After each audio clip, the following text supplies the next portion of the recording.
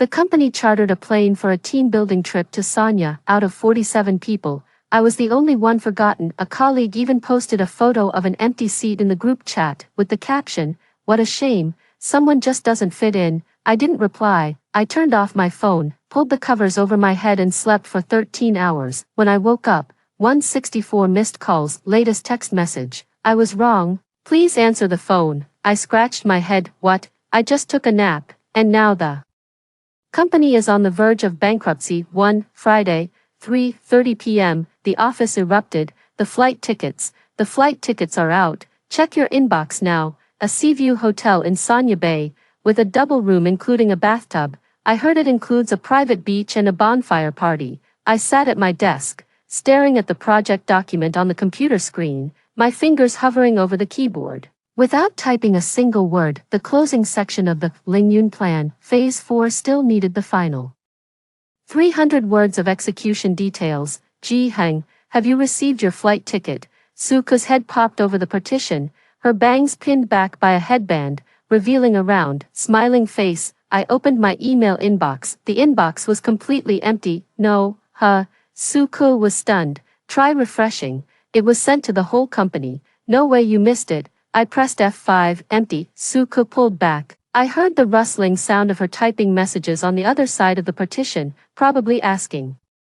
HR. 5 minutes later, she leaned over again. Her expression changed. Ji Heng, Fong Ying said your name isn't on the list. My fingers finally landed on the keyboard, clattering away as I hammered out the last 300 characters. Oh, what do you mean? Oh, Suka's voice rose half a pitch. A list of 47 people, and you're the only one missing. You call that, oh, maybe they just left me out, left you out. You think Fong Ying would leave anyone out? I didn't say anything, of course Fong Ying wouldn't leave anyone out. Fong Ying works in HR and runs in the same dinner party circle as Qian Haoming. The two of them always sit together at lunch, chatting so loud the whole floor can hear. Last month, at the department dinner, Fong Ying arranged the seating, and put me in the corner right by the restroom. I said it was fine, and she smiled, saying, you don't like socializing anyway, and it's quiet over there, so, missed something, didn't miss anything, I'll go talk to Zhou Zheng.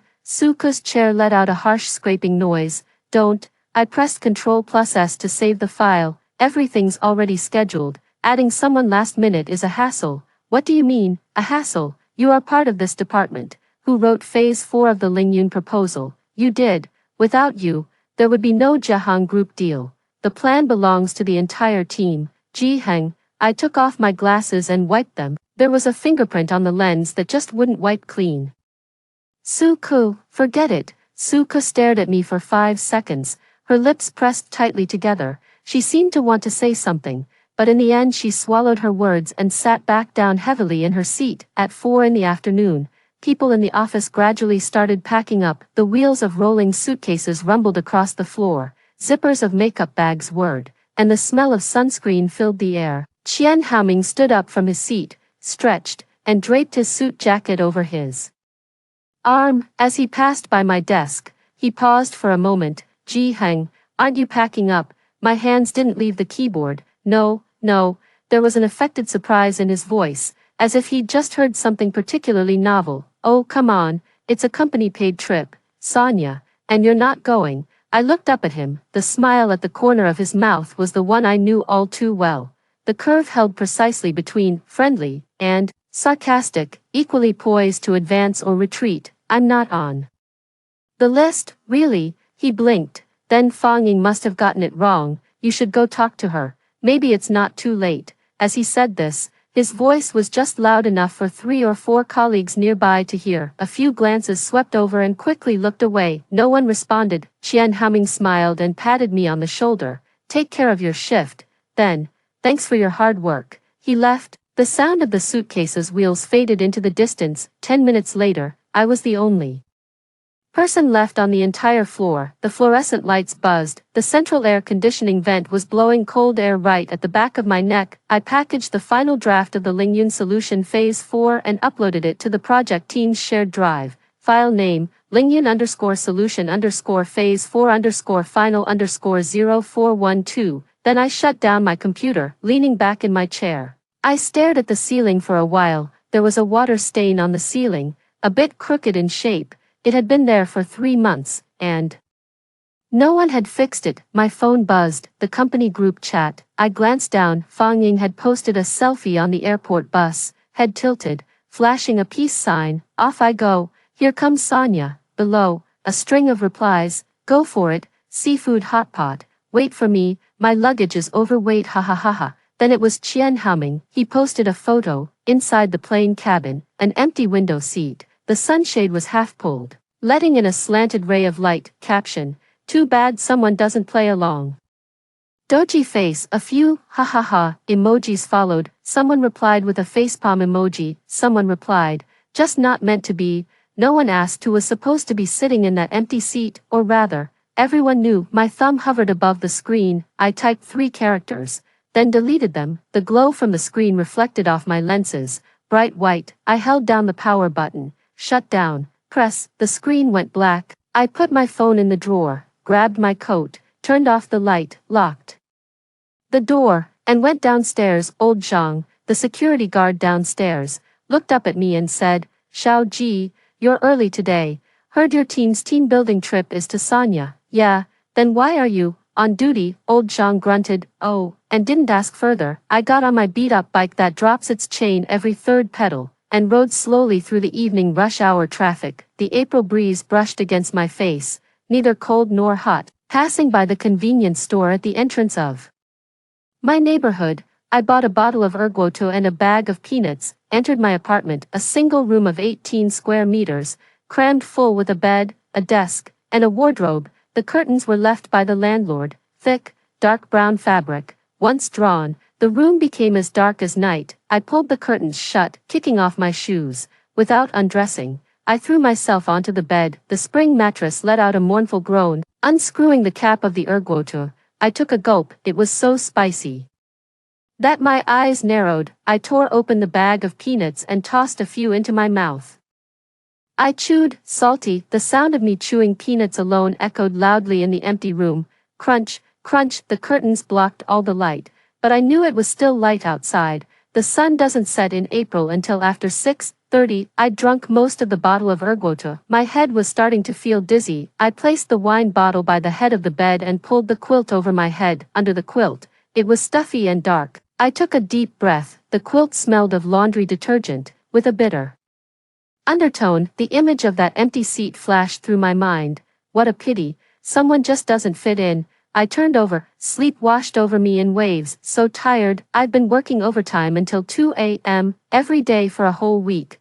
The Lingyun plan went through 17 revisions in its 4th phase, and my eyeballs feel like they're about to fall out of their sockets. At the weekly meeting, Qian Haoming presented the plan with dramatic cadence, using flashy, overdone slides. Zhou Zheng sat next to him, nodding repeatedly, and said, Haoming, this plan is solid work. Qian Haoming said, oh, it's nothing. The team deserves the credit. The team, from phase 1 to phase 4 of the Lingyun plan, every word, every slide, every data model, it was all me. Thinking about that only made the drowsiness worse. Too exhausted to even have the energy to be angry. Forget it, just sleep. I closed my eyes, and within 2 seconds, I was completely unconscious. Over the next 13 hours, without having any idea what was happening, the world outside exploded. 2. Sonia Phoenix International Airport. It was 6:40 p.m. when we landed. The setting sun dyed the runway orange-red, and the sea breeze,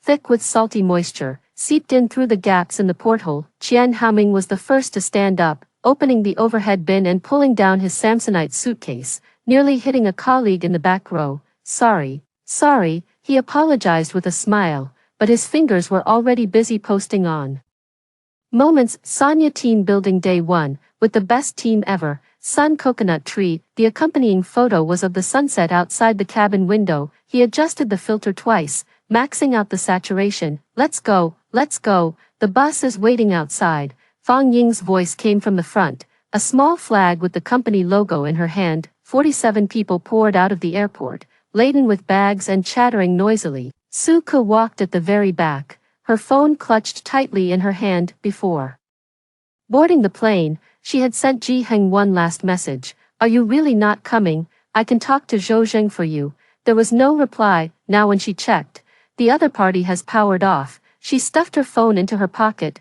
took a deep breath, and caught up with the group. The bus drove for 40 minutes before arriving at the hotel, an ocean view room. Pushing open the balcony door, the sound of waves rushed in, carrying a briny scent. In the lobby, Fang Ying called out names while handing out room cards. When she finished, all 47 were accounted for, not one more, not one less. No one mentioned the empty seat, or rather, it might have crossed someone's mind for a fleeting moment, but it was quickly swept away by the Sanya sea breeze and the free buffet dinner. Dinner was served at the hotel's second-floor buffet restaurant. Lobster, king crab, oysters, salmon, piled up like small mountains. Qian Haoming carried a plate heaped high with seafood and sat down next to Zhou Zheng. Great choice of hotel. This lobster's got to be at least half a gene. Zhou Zheng was peeling shrimp, his hands covered in sauce. In his early 50s, his hairline was in a constant state of will it or won't it recede, so tonight he deliberately put on a baseball cap to cover the danger zone. Yeah, the admin team put a lot of effort into it. Right, that's what I told Fang Ying. If you're going to book something, book the good stuff. It's a team-building trip. We want the guys to enjoy themselves. Qian Haoming sucked on a crab leg and narrowed his eyes. Zhou Zheng put down the shrimp and wiped his hands. By the way, did Ji Heng upload the final draft of Lingyun Phase 4 to the shared drive? Qian Haoming's chopsticks paused for a moment. Yeah, it's up. I've looked it over. No issues. He hadn't looked at it at all. He doesn't even know the difference between the final draft and the 16th version. Jia Heng needs the proposal reviewed by Monday, so stay on top of it. Zhou Zheng said, don't worry, brother Zhou, consider it done. Qian Haoming bit off a crab leg and sucked out the meat. The sweet, savory juice burst in his mouth. Sanya is really something else. Without Ji Heng sitting there silently, the meal was 3 times more enjoyable. That guy, he's truly capable when it comes to work, but eating at the same table with him makes you feel completely ill at ease. Ask him a question, and you get a grunt or two. Crack a joke with him, and he just stares at you like you owe him 8 million. It's fine if they don't come, the proposal has already been submitted anyway. At the same moment, a city 2,400 kilometers away from Sanya, launching media headquarters, 37th floor, CEO office. Qin Feng was reviewing a contract. At 42 years old, he had a buzz cut, black-rimmed glasses, and the top button of his shirt always fastened. On the table sat a cup of American coffee that had long gone cold. The phone rang. Caller ID. Su Xiaoting. Qin Feng's eyelid twitched. Su Xiaoting was the deputy general manager of Jiaheng Group's strategic development department and the direct point of contact for the Lingyun project. The contract with Jiaheng Group accounted for 37% of launching media's annual revenue, 37%, over a third. He answered the call. Mr. Su, hello. Qin. Su Xiaoting's voice sounded off, carrying a polite distance. Sorry to bother you on the weekend. No trouble at all. Go ahead. The thing is, something came up on my end. Our boss wants a progress presentation on Lingyun Phase 4 at 9 o'clock next Monday morning. Qin Feng tapped his fingers lightly on the desk. Monday at 9, no problem. I'll have the team prepare. Hold on, I haven't finished. Su Xiaoting paused. Our boss has one request. Go on. He was going to meet someone. Qin Feng's hand holding the phone tightened slightly. Who? The actual operator of the Lingyun solution. Our boss has reviewed all the draft documents from phases 1 to 3, including revision records, version logs, and the source files of the data models. Qin Feng frowned. He found that the creator and final modifier of all the documents were the same person. Su Xiaoting said, not Qian Haoming. The office fell silent for 2 seconds. That person's employee ID ends with 0217. Surname G. Qin Feng's fingers stopped tapping. Our boss said that for Monday's presentation, he will only listen to this person's surname G. If anyone else comes, he won't see them. Old Qin, I'm here. Qin Feng swallowed, his Adam's apple bobbing up and down. President Su, let me confirm the staffing arrangement. All right, do it as soon as possible. Su Xiaoting's tone was nonchalant. Oh, and one more thing. Go ahead. Stellar Media has been poaching talent lately. You know that, right? I hear they've set their sights on your core members. Our boss's take is this. If this guy's surname G goes to Stellar, We may need to reassess our future collaboration. On the Lingyun project, the call ended. Qi Feng picked up the cup of cold Americano, raised it to his lips, then set it back down, cold, bitter. He picked up his phone, scrolled through the company directory, and found Marketing Department. Zhou Zhang dialed, beep, beep, beep, President Qin. Zhou Zhang's voice was mixed with the sound of waves and the clinking of glasses in a noisy crowd. Zhou Zhang, who actually wrote the Lingyun Solution Phase 4, the noise on the other end of the line seemed to suddenly quiet down. It was a team effort by the marketing department. I'm asking who actually handled it. The creator of the document draft, employee ID ending in 0217, surname G. 3 seconds of silence. Zhou Zhang's voice changed. Ji Heng, is he at the team building event or not? An even longer silence. Sweat began to form on the back of Zhou Zhang's neck. The evening breeze in Sanya was pleasant enough, but he suddenly felt a chill. He didn't come. What do you mean? Didn't come, it seems. His name was left off the list. Qi Feng's fingers gripped his phone case until his knuckles turned white. You took the entire marketing department to Sanya for a team-building trip, but left out the very person in your department who wrote the Lingyun proposal. Mr. Qin, this is from HR. Su Xiaoting from Jiaheng Group called me 10 minutes ago. Qi Feng's voice was flat, without a hint of emotion, which made it all the more terrifying. Jiaheng's CEO wants to hear the report on Lingyun Phase 4 this Monday. He specifically asked for Ji Heng himself. If anyone else goes, he won't see them. Zhou Zhang's hands began to tremble. On the other end of the phone, Fang Ying walked over with a cocktail in hand, grinning as she tried to clink glasses with him. Zhou Zhang waved his hand hard and pushed her away. Fang Ying's smile froze on her face. You need to contact Ji Heng right now. This very minute. Qi Feng hung up after saying that. Zhou Zhang stood, gripping his phone by the floor-to-ceiling window of the buffet restaurant, looking out at the night view of Sanya Bay, where moonlight scattered like broken pieces across the sea. He pulled up Ji Heng's number. He dialed. The number you dialed is powered off. He dialed again. The number you dialed is powered off. A third time. The number you dialed is powered off. Under Zhou Zhang's baseball cap, beads of sweat densely broke out on his forehead. He looked back at the bustling, lively restaurant. Qian Haoming was playing a finger-guessing game with a young woman from the admin department, drinking along with it. Whenever he won, he'd rock back and forth laughing. Whenever he lost, he'd renege and insist on a do-over. Fang Ying was at another table, head down, texting someone. 47 people, one was missing. Suddenly, the lobster meat in Zhou Zhang's mouth tasted off, fishy. 3:10:30 that night. Ji Heng's phone was still powered off. Zhou Zhang had been pacing the hotel corridor for 40 minutes, his leather slippers slapping against the floor.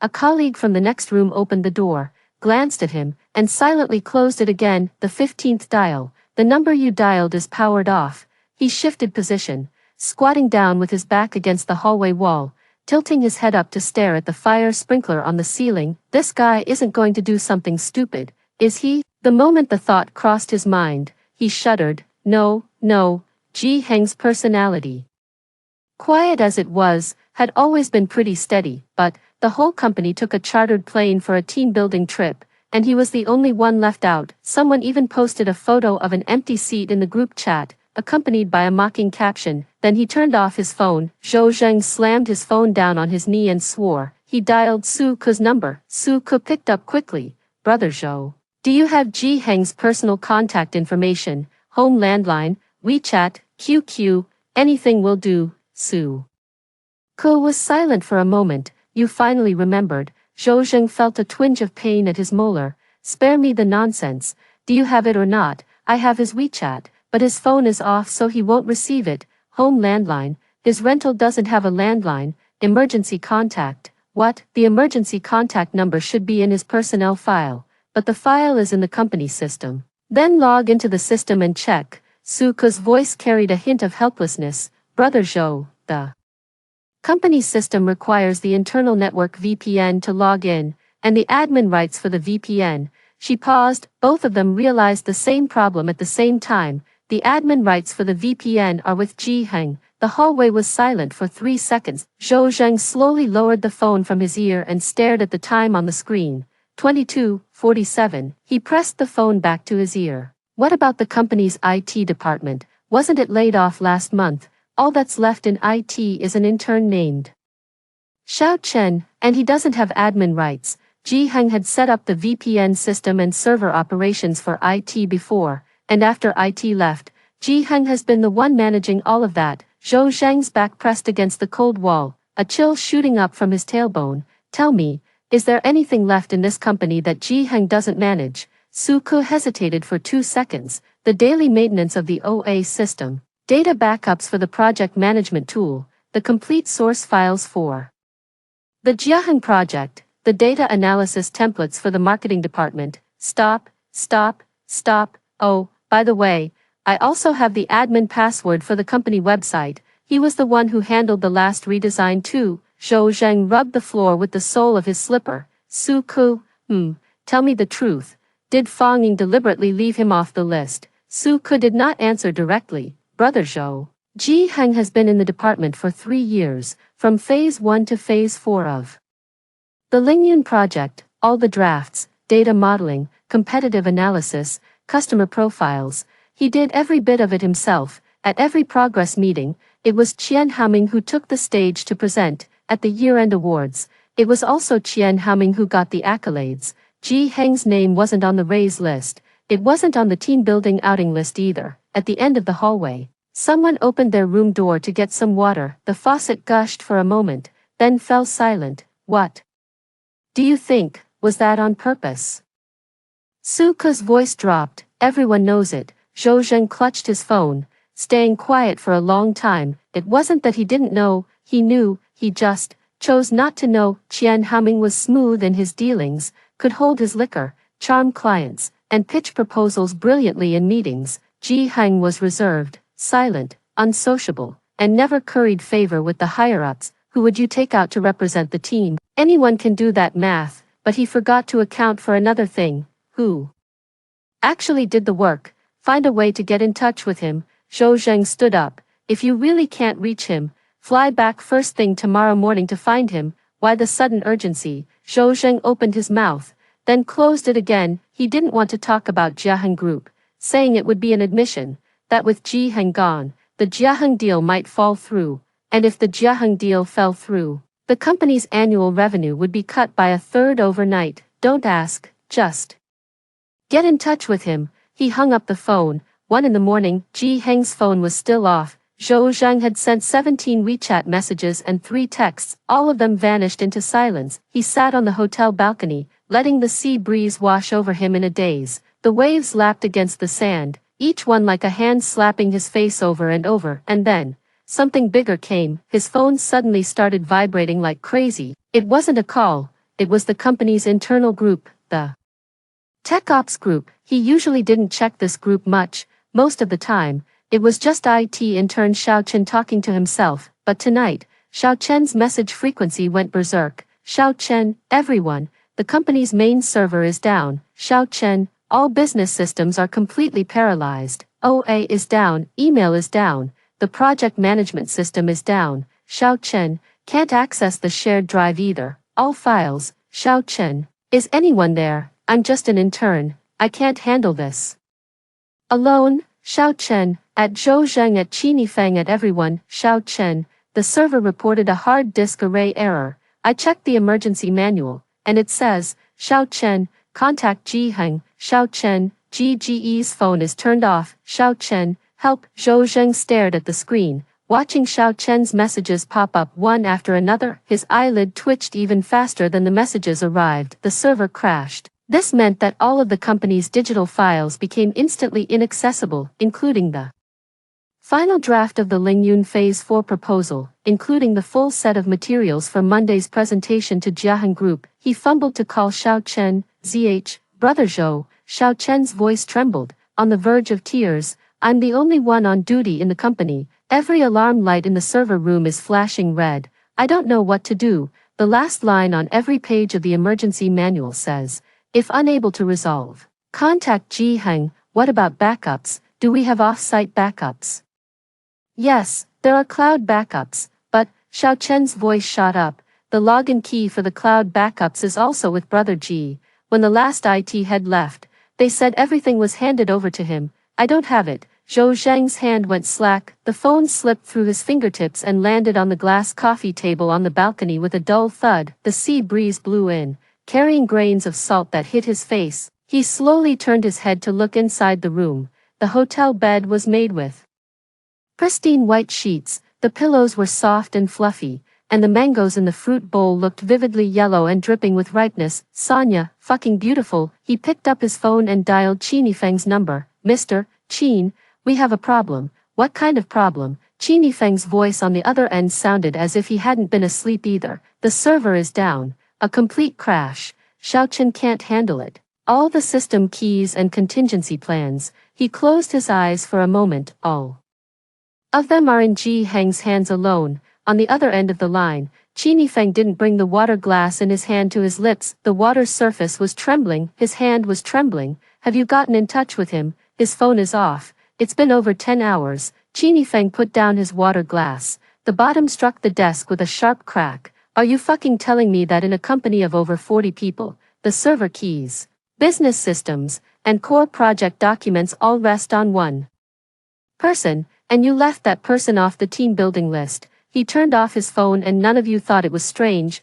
No one worried after a dozen hours without a word. Did you forget him, or did you push him out? Qin, listen to me. Qin Yifeng's voice went cold. Jiaheng Group needs to see Ji Heng on Monday. The servers must be back up tonight. If either of these things goes wrong, you, and your good brother Qian Haoming, can pack your things and get out together. The call ended. Zhou Zheng lowered the hand holding his phone. Outside the balcony, the night sky over Sonya was filled with stars. He felt every single one of them was laughing at him. He took a deep breath and started making phone calls. The first call, to Ji Heng, powered off. The second call, to Ji Heng, powered off. The third call, to Ji Heng, powered off. The fourth call, the fifth call, the sixth one. His fingers ached from dialing. So he switched hands. He kept calling non-stop until 4 a.m. He had made 43 calls. All phones were off. For 15 a.m., Zhou Zheng finally gave up on dialing. His phone was burning hot, the screen smeared with greasy fingerprints. He sat on the balcony, eyes bloodshot. A thin line of grayish-white had begun to show on the horizon in Sonya. Dawn comes early here. Someone knocked on the door. Who is it? It's me, Qian Haoming's voice. Zhou Zheng didn't open the door. Qian Haoming pushed the door open himself. The card sensor in the hallway was finicky. This hotel was only decent on the surface. Brother Zhou, what's going on? I only saw it after the group chat exploded. He was wearing a hotel bathrobe, his hair a mess like a bird's nest, but his eyes were clear and awake. Zhou Zheng gave him a look. Jiahui Group wants to hear the report on Lingyun Phase 4 on Monday. Yeah, I know that. Isn't the proposal already? They want to see Ji Heng. Qian Haoming stopped mid-motion. He was twisting the cap off a bottle of water, his fingers frozen motionless on the cap. What? Jia Heng's boss checked all the draft records of the documents and found that from Phase 1 to Phase 4 of the Lingyun proposal, the actual person in charge was Ji Heng. He specifically asked to see Ji Heng himself. Qian Haoming's Adam's apple bobbed, the cap was cross-threaded, water spilled out, ran over his fingers, and dripped onto the carpet. He didn't wipe it. It must be a misunderstanding. The proposal was done by the team. Qian Haoming. Zhou Zheng's voice was flat and devoid of warmth. Jiaheng checked the document version logs. The creator, modification time, save records, and IP address for each draft all pointed to the same employee ID. Take a guess whose it was. Qian Haoming did not answer. The bottle of mineral water slipped from his hand and hit the carpet with a thud, water spilling out over the floor. Additionally, Zhou Zheng continued, the server crashed tonight. All business systems are down. The backup keys and contingency plans are in Ji Heng's hands. Qian Haoming stood still. His feet were planted on the carpet soaked with mineral water. The front of his hotel bathrobe loosened, revealing a stretch of collarbone dotted with goosebumps from the air conditioning. Did he answer his phone? It's off. Since when was it turned off? Since you posted that photo of the empty seat in the group chat. Qian Haoming's lips moved slightly. He wanted to say something. Maybe a defense. Maybe an explanation. Maybe, I was just joking. But in the end, nothing came out, because he himself knew. It wasn't a joke. That photo, That line, what a shame, someone's not fitting in, when he posted it, he knew perfectly well whose empty seat it was. He also knew perfectly well that Ji Heng could see it. He wanted Ji Heng to see it, to let Ji Heng know, you are excluded, while we revel, at this moment, at 4 a.m., in a hotel room in Sanya. The air conditioner hummed. Qian Haoming stood in a puddle of mineral water, his toes curling into the damp carpet. Brother Zhou, what should we do about this? Zhou Zheng did not look at him. Are you asking me? He stood up, walked into the room, and began packing his luggage. Book the earliest flight back. You too, everyone is going back. You, me, and Fang Ying, the three of us go back first. The rest will continue the team building without making a fuss. Qian Haoming stood at the balcony door, opening his mouth as if to speak. Mr. Qin, what did he say? Zhou Zheng paused his hand for a moment. He stuffed a folded shirt into the suitcase and snapped the locks shut. He said, if we mess this up, both of us are out. 5:40 a.m. There weren't many people in the departure hall of Sanya Phoenix Airport. Zhou Zheng, Qian Haoming, and Fang Ying sat on the waiting chairs, each lost in their own thoughts. Fang Ying hadn't had time to fully remove her makeup. A smudge of mascara had clumped into a black blotch at the corner of her eye. She asked in a low voice, what exactly happened? Dragging me out in the middle of the night. How did you arrange the team building list? Zhou Zheng stared at the departure gate screen. Fang Ying was taken aback. What do you mean? Why isn't Ji Heng on the list? Fang Ying's gaze flickered. You know what he's like. He's not a team player, doesn't talk to anyone. Putting him in, what I asked. Zhou Zheng turned to look at her, is why didn't you put him on the list? Fang Ying's mouth snapped shut. Her fingers twisted the corner of the boarding pass, creasing the paper. That's what Qian Haoming said. Qian Haoming next to him whipped his head around. What do you mean I said it? You said, don't bring him, everyone will have a bad time if we bring him. Did you say that or not? Enough. Zhou Zheng interrupted them. He looked down at his phone. He was calling Ji Heng again. Call number 58. The number you have dialed is powered off. He tucked his phone back into his pocket, closed his eyes, and leaned against the seat. One thought kept running through his mind. Nothing's happened to Ji Heng. Right, a person who's been ostracized by the entire team, then turns off his phone for over 10 hours without a word. He opened his eyes and dialed Su Ku's number. Su Ku, do you have Ji Heng's home address? I do. What are you going to do? My flight lands at 8. Look up the address for me and send it over. I'll go straight there after landing. You're going to his place. I can't find him at a time like this. The only way is to show up at his door. Su Ku fell silent for a moment. Brother Zhou, when you go, be nice about it. Zhou Zheng didn't reply. I mean, Su Ku said, his voice a little muffled, don't jump straight into business. At least ask how he's doing. The call ended. Zhou Zheng gripped his phone while sitting in the airport waiting chair, looking up at the indicator lights on the ceiling. Green. Flight CA 1378 to the city is now boarding. He stood up. Meanwhile, launching media headquarters. Intern Xiao Chen was alone in the server room, staring at a row of cabinets with flashing red lights, tears streaming down his face. On the table in front of him lay an emergency manual, and on the open page, a line was highlighted with a fluorescent marker. It was Ji Heng's handwriting, neat and square. If you're seeing this page, things have already gotten serious. Don't panic. First, run the hard drive diagnostics as per the steps on page 37, and send me the error codes. My alternate contact information is on the last page of the manual. Xiao Chen frantically flipped to the last page. A mobile phone number was written on it. He quickly dialed it. Beep,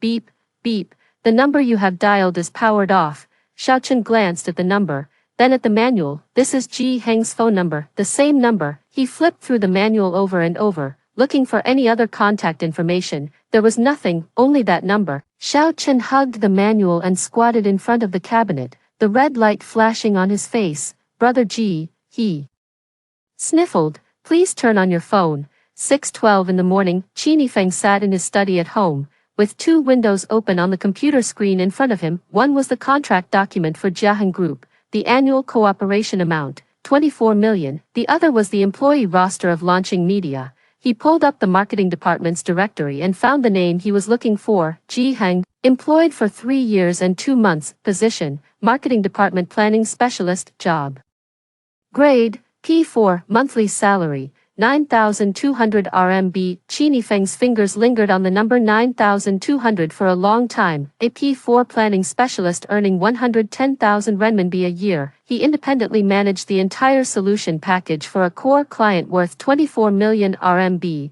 He maintained the company's entire IT infrastructure, and then was forgotten on the team building roster. Qini Feng closed his laptop screen, he leaned back in his chair, took off his glasses, and pressed his fingers against his brow. My temples are throbbing. He opened his laptop again and pulled up another file. Xingchen Media, the second largest player in the industry and launching media's biggest rival. 3 days ago, at an industry forum, he had heard a rumor, Xingchen Media was poaching talent. He hadn't thought much of it then, but now, he opened the industry social platform and searched for Xingchen Media hiring. The first result, Jiang Yu, CEO of Star Media, posted an update 2 days ago, looking for a data-driven marketing genius. If you're the one I'm looking for, no joke. Triple your salary, lead a team, get partner options, DM me. Someone commented below, found a goldmine, Mr. Jiang. Jiang Yu replied with a smiley face. Qini Feng stared at that smiley face for a long time. He picked up his phone, dialed Ji Heng's number. The number you dialed is powered off. He put his phone back on the table, then he dialed old Zhang, the company security guard. Old Zhang, let me ask you, did you see Ji Heng when you were getting off work yesterday afternoon? Oh, Shao. Ji, yeah, I saw him. He left work pretty early, just before 5, said he was on duty. When he left, what was his state? What was his state? Old Zhang thought for a moment. Just normal, left on that beat-up bike of his. Oh, right. He stopped at the convenience store and bought a bottle of liquor. What liquor? Erguotu. Qini Feng hung up the phone. A young man living alone, excluded from the group, bought a bottle of erguotu, went home, turned off his phone. No word from him for more than 10 hours. Qini Feng stood up. He picked up the car keys. 7:40 in the morning. Sunlight squeezed through the gap in the curtains, drawing a thin golden line on the floor. I turned over, face buried in the pillow, the taste in my mouth dry and bitter. The after-effects of the erguotu were kicking in. I opened my eyes groggily. That water stain on the ceiling was still there. I stared at it for 3 seconds, my mind going completely blank. Then, I snapped awake. It's Saturday, no work today. I closed my eyes again, ready to go back to sleep, but my stomach had other ideas. A spasm rose up from the pit of my stomach, and a sour taste flooded my mouth. I struggled to sit up, stepped barefoot onto the cold floor, stumbled into the bathroom, and knelt by the toilet, dry heaving twice. Nothing came out, just dry heaving. I washed my face, and the ice-cold water finally woke me up completely. In the mirror, the person staring back had dark circles under his eyes, chapped lips, and disheveled hair sticking up. I picked up my toothbrush. While brushing, it suddenly hit me. My phone was still in the drawer. How long had it been off? I glanced at the clock on the wall. 7:45. I shut it down around 5 o'clock yesterday afternoon. 14.5 hours. After brushing my teeth and rinsing my mouth, I walked over to the table and pulled open the drawer. The phone lay quietly inside, the screen dark. I held down the power button. The startup animation spun for a few seconds, then, the screen lit up. Text messages, WeChat notifications, missed calls, all flooded in at once, and my phone vibrated in my hand like a pile driver. I almost dropped it. I put the phone on the table and watched it buzz and jump all by itself. It kept jumping for a full 40 seconds. I glanced down. Missed calls, 164. I blinked once. 164. I rubbed my eyes and looked again. 164 missed calls. Zhou Zheng called 74 times. Qini Feng called 31 times. Fang Ying called 12 times. Qian Haoming called 8 times. Su Ke called 16 times. Xiao Chen came with 19 people. There are also 4 unfamiliar numbers. Unread WeChat messages, 387. Text messages, 22. I picked up my phone and checked the texts first. The earliest one was from last night at 10, sent by Zhou Zheng. Ji Heng, answer your phone. It's urgent. 11 o'clock. Ji Heng, it's me, Zhou Zheng. Something's gone wrong at the company. It's urgent. 1 in the morning. Ji Heng, please, turn on your phone. 3 in the morning. Bro, I know I was wrong about the team building thing, but this is a real emergency. You can yell at me or hit me. Just pick up the phone. 4:30 in the morning. Ji Heng, I'm already at the airport, flying back this morning. Are you home? Are you okay? 6 in the morning, from Chinifeng. Ji Heng, this is Chinifeng, CEO of the company. Please contact me as soon as possible. It's very important. 6:30, Chinifeng. I'm already on my way to your address. Don't worry about any work issues. Let's talk in person. 7 o'clock. From Shaochen, Ji Gu Ji Gu Ji Gu Ji Gu Ji Gu, the server is dying. Help. 7:15. Su Ku, Ji Heng, are you okay? Don't scare me. Zhou Zhang and President Qin are both looking for you. Just send a message back. Even one word is fine. The latest one. At 7:30, Zhou Zhang, dear Lord, I was wrong. Pick up the phone, please. I put the phone down, walked to the window and pulled the curtains open. Sunlight burst in, making me squint. The breakfast stall downstairs was already open. Youtiao were tumbling in the oil, and steam rose from the soy milk. An old man pushing a tricycle was selling tea eggs. I turned around and glanced at my phone, which was still vibrating intermittently on the table. 164 missed calls, 387 WeChat messages, 22 text messages. I scratched my head. Wait, I only took a nap. What could have possibly happened at the company? I thought for 3 seconds, and then, I put on my slippers, grabbed my keys, and went downstairs to buy a basket of soup dumplings, a bowl of tofu pudding, and 2 fried dough sticks. The shop owner glanced at me and said, "You're up late today, young man." "Yeah, got a good night's sleep. You look a bit pale. Ease up on the drinking." "Will do." I carried my breakfast upstairs and set it on the table. I split open the chopsticks, picked up a soup dumpling, bit through the wrapper, and the broth rushed out. So fresh. Picked up the phone while eating, replied to Suku first. "It's fine, I'm going to sleep." 3 seconds after sending, Suku's reply popped up, a string of exclamation marks. "Ji Heng, you finally turned your phone on. You have no idea how scared the whole company was. Zhou Zhang and President Qin are already on their way to your place." I almost spat out the soup dumpling in my mouth. President Qin, Chinifeng, the CEO, what is he doing at my place? Before I could reply, the phone rang. Zhou Zhang. I hesitated for 2 seconds, then I answered. "Ji Heng." His voice blasted through the receiver into my ears, hoarse and desperate. Trembling with the aftermath of a near disaster, "You finally turned your phone on." I held the phone 2 centimeters away from my ear. "Brother Zhou, what's up? What's up? What's up? You were off the grid for 14 hours. Do you know what happened in those 14 hours? "No, I was sleeping." There was silence on the other end of the line, about 5 seconds of silence. Then Zhou Zhang's voice came through again, but it had changed. No longer an enraged roar, but something close to a pleading tone. "Ji Heng, don't move, just wait at home. I'm in a taxi now. I'll be at your place in 20 minutes. President Qin is also on his way. Don't you dare leave. Wait until we get there to talk." "What exactly happened?" "The boss of Jiahan Group wants to see you. The servers crashed. Stars Media is poaching you." My chopsticks, holding half a soup dumpling, stopped in midair. "What? 20 minutes? You stay put." The call ended. I looked at the chopsticks in my hand, then at the soup dumpling. The broth was dripping down the chopsticks.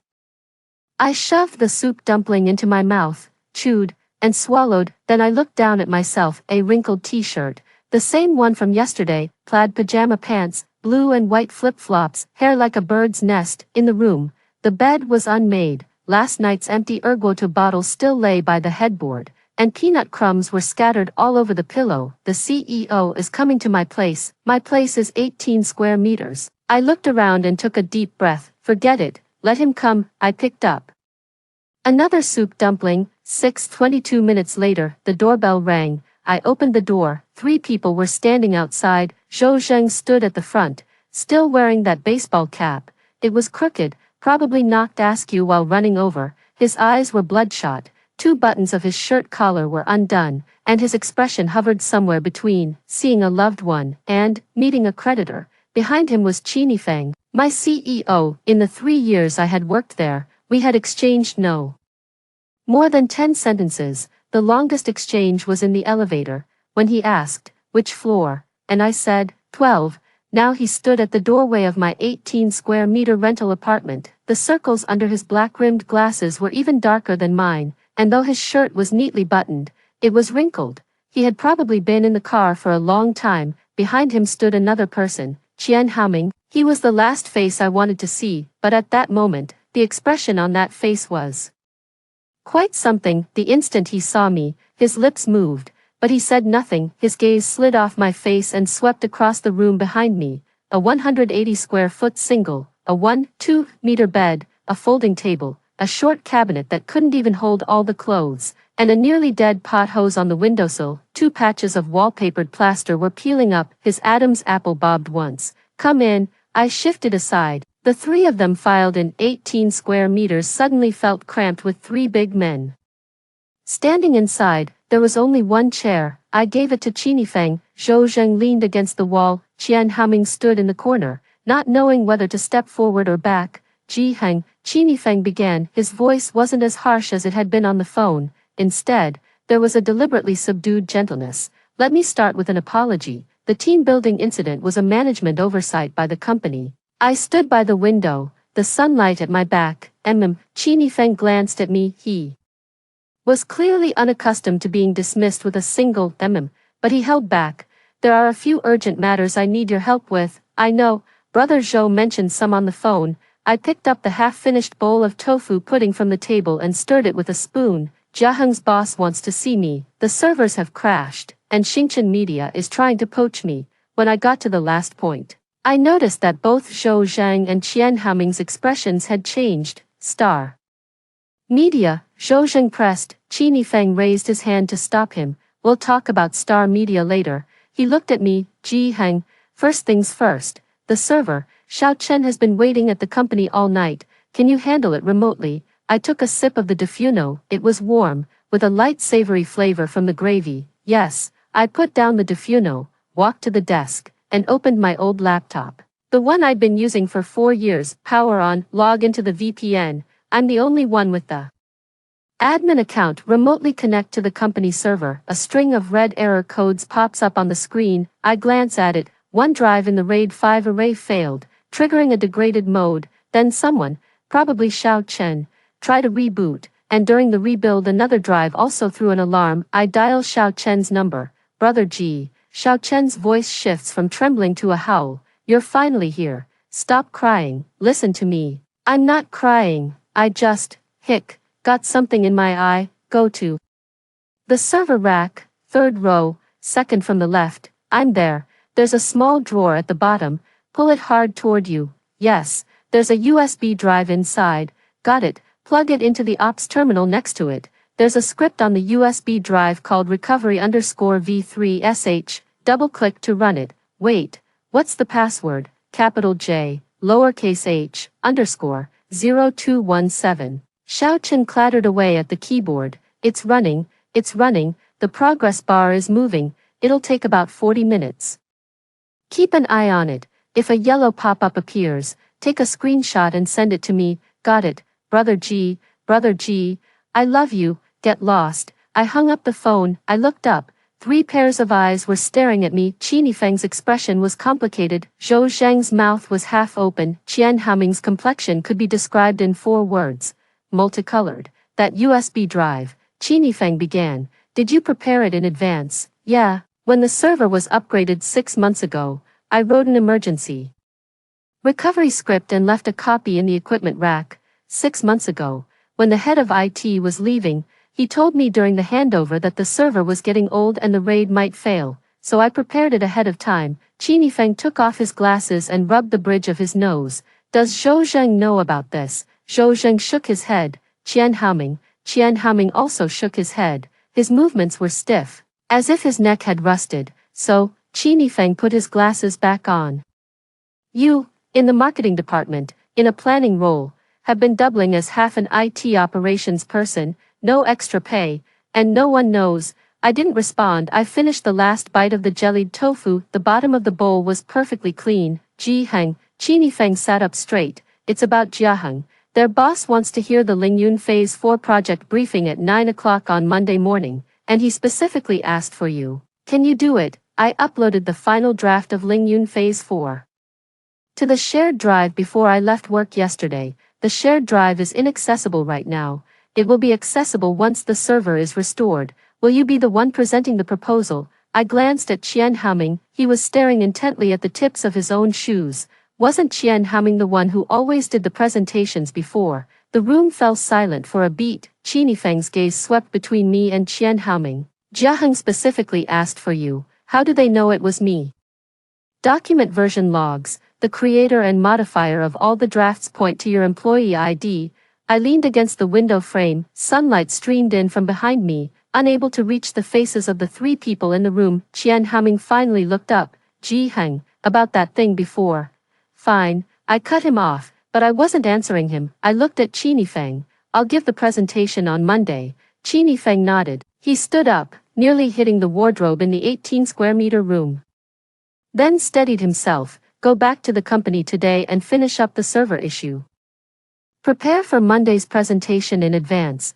We'll talk about compensation and benefits separately later, okay? He took 2 steps toward the door, then stopped. Ji Heng, you live in such a small place all by yourself, enough to sleep in. Qin Feng's gaze swept over the 1-2-meter bed, the empty ergoto bottle by the headboard, and the peanut crumbs on the pillow. He didn't say anything more. He turned and walked out the door. Zhou Zheng followed behind him, but at the door he glanced back at me. He opened his mouth as if to speak. Ji Heng, brother Zhou, your cap is crooked. He was taken aback for a moment, then reached up to straighten his baseball cap. Then he left. The last one to step out was Qian Haoming. He stood at the door for 3 seconds. I watched his back. His shoulders were slumped, and his new sneakers were dusted with the gray dirt from the hallway of my rented apartment. He did not look back. The door closed. I stood at the door, listening to the footsteps of 3 people fading away down the hallway. Then I turned around and put away the bowls and chopsticks. As I washed the dishes, the tap water rushed against the bottom of the bowl with a loud splash. I stared at the flowing water for a while. The phone rang again, an unfamiliar number. I dried my hands and answered. Hello, may I ask if this is Mr. Ji Heng? Yes, I'm from the HR department of Star Media. Our CEO, Mr. Jiang Yu, would like to meet you. Is that convenient? I leaned against the kitchen counter. Sunlight streamed through the window onto the kitchen sink, where droplets of water refracted tiny specks of light. Is this afternoon okay? General Manager Jiang says he's free anytime. I looked down at my plaid pajama pants. Let's make it 3 in the afternoon. All right, I'll send you the address via text message shortly. Mr. Ji Heng. General Manager Jiang asked me to tell you that this meeting is purely for an open conversation. There's no need to feel any pressure. I hung up the phone. I stood there in my kitchen, a space where I could only turn around, not stretch my arms, and froze for a moment. Then I fished out the only shirt I had without wrinkles, white, with a slightly loose collar, but cleanly washed. I put on the shirt and looked in the mirror. The person in the mirror looked gaunt and tired, but his eyes were clear. I picked up my phone and replied to Su Ku, do you have an iron? 3 seconds later, you actually know what an iron is, Ji Heng. Something's wrong. What happened? Nothing. I'm meeting someone. 7:1:00 p.m. The office. As soon as the elevator doors opened, Xiao Chen popped up from behind his workstation. Popped, literally, as the kid must have bounced on his swivel chair. The wheels slipped, and he half fell, half lunged into the printer. Ji Gu. His eyes were red. His nose was red. He looked like a castaway just rescued from a deserted island. Ji Gu, you're finally here. The server is back up. The script ran through, all green. Yeah, let me take a look. I walked to the server room and checked the logs. The data is intact. Services are restored, and backup synchronization is normal. I updated the cloud backup key and left a copy for Xiao Chen. You'll be able to handle emergency recovery from now on. Here are the new password and operation documents. Print a copy and keep it in the drawer. Xiao Chen took the USB drive and documents with both hands, as solemnly as if receiving an imperial decree. Brother Ji, can you please stop shutting down the server from now on? No guarantees. After leaving the server room, I went to my own workstation. I turned on the computer, logged into the shared drive, and confirmed that the final draft of Lingyun Phase 4 was still there. I opened it and went through it from start to finish. The logic of the proposal was sound. The data model worked. The creative part. I stopped at page 7. This page was the core of the entire proposal, a dynamic ad distribution model.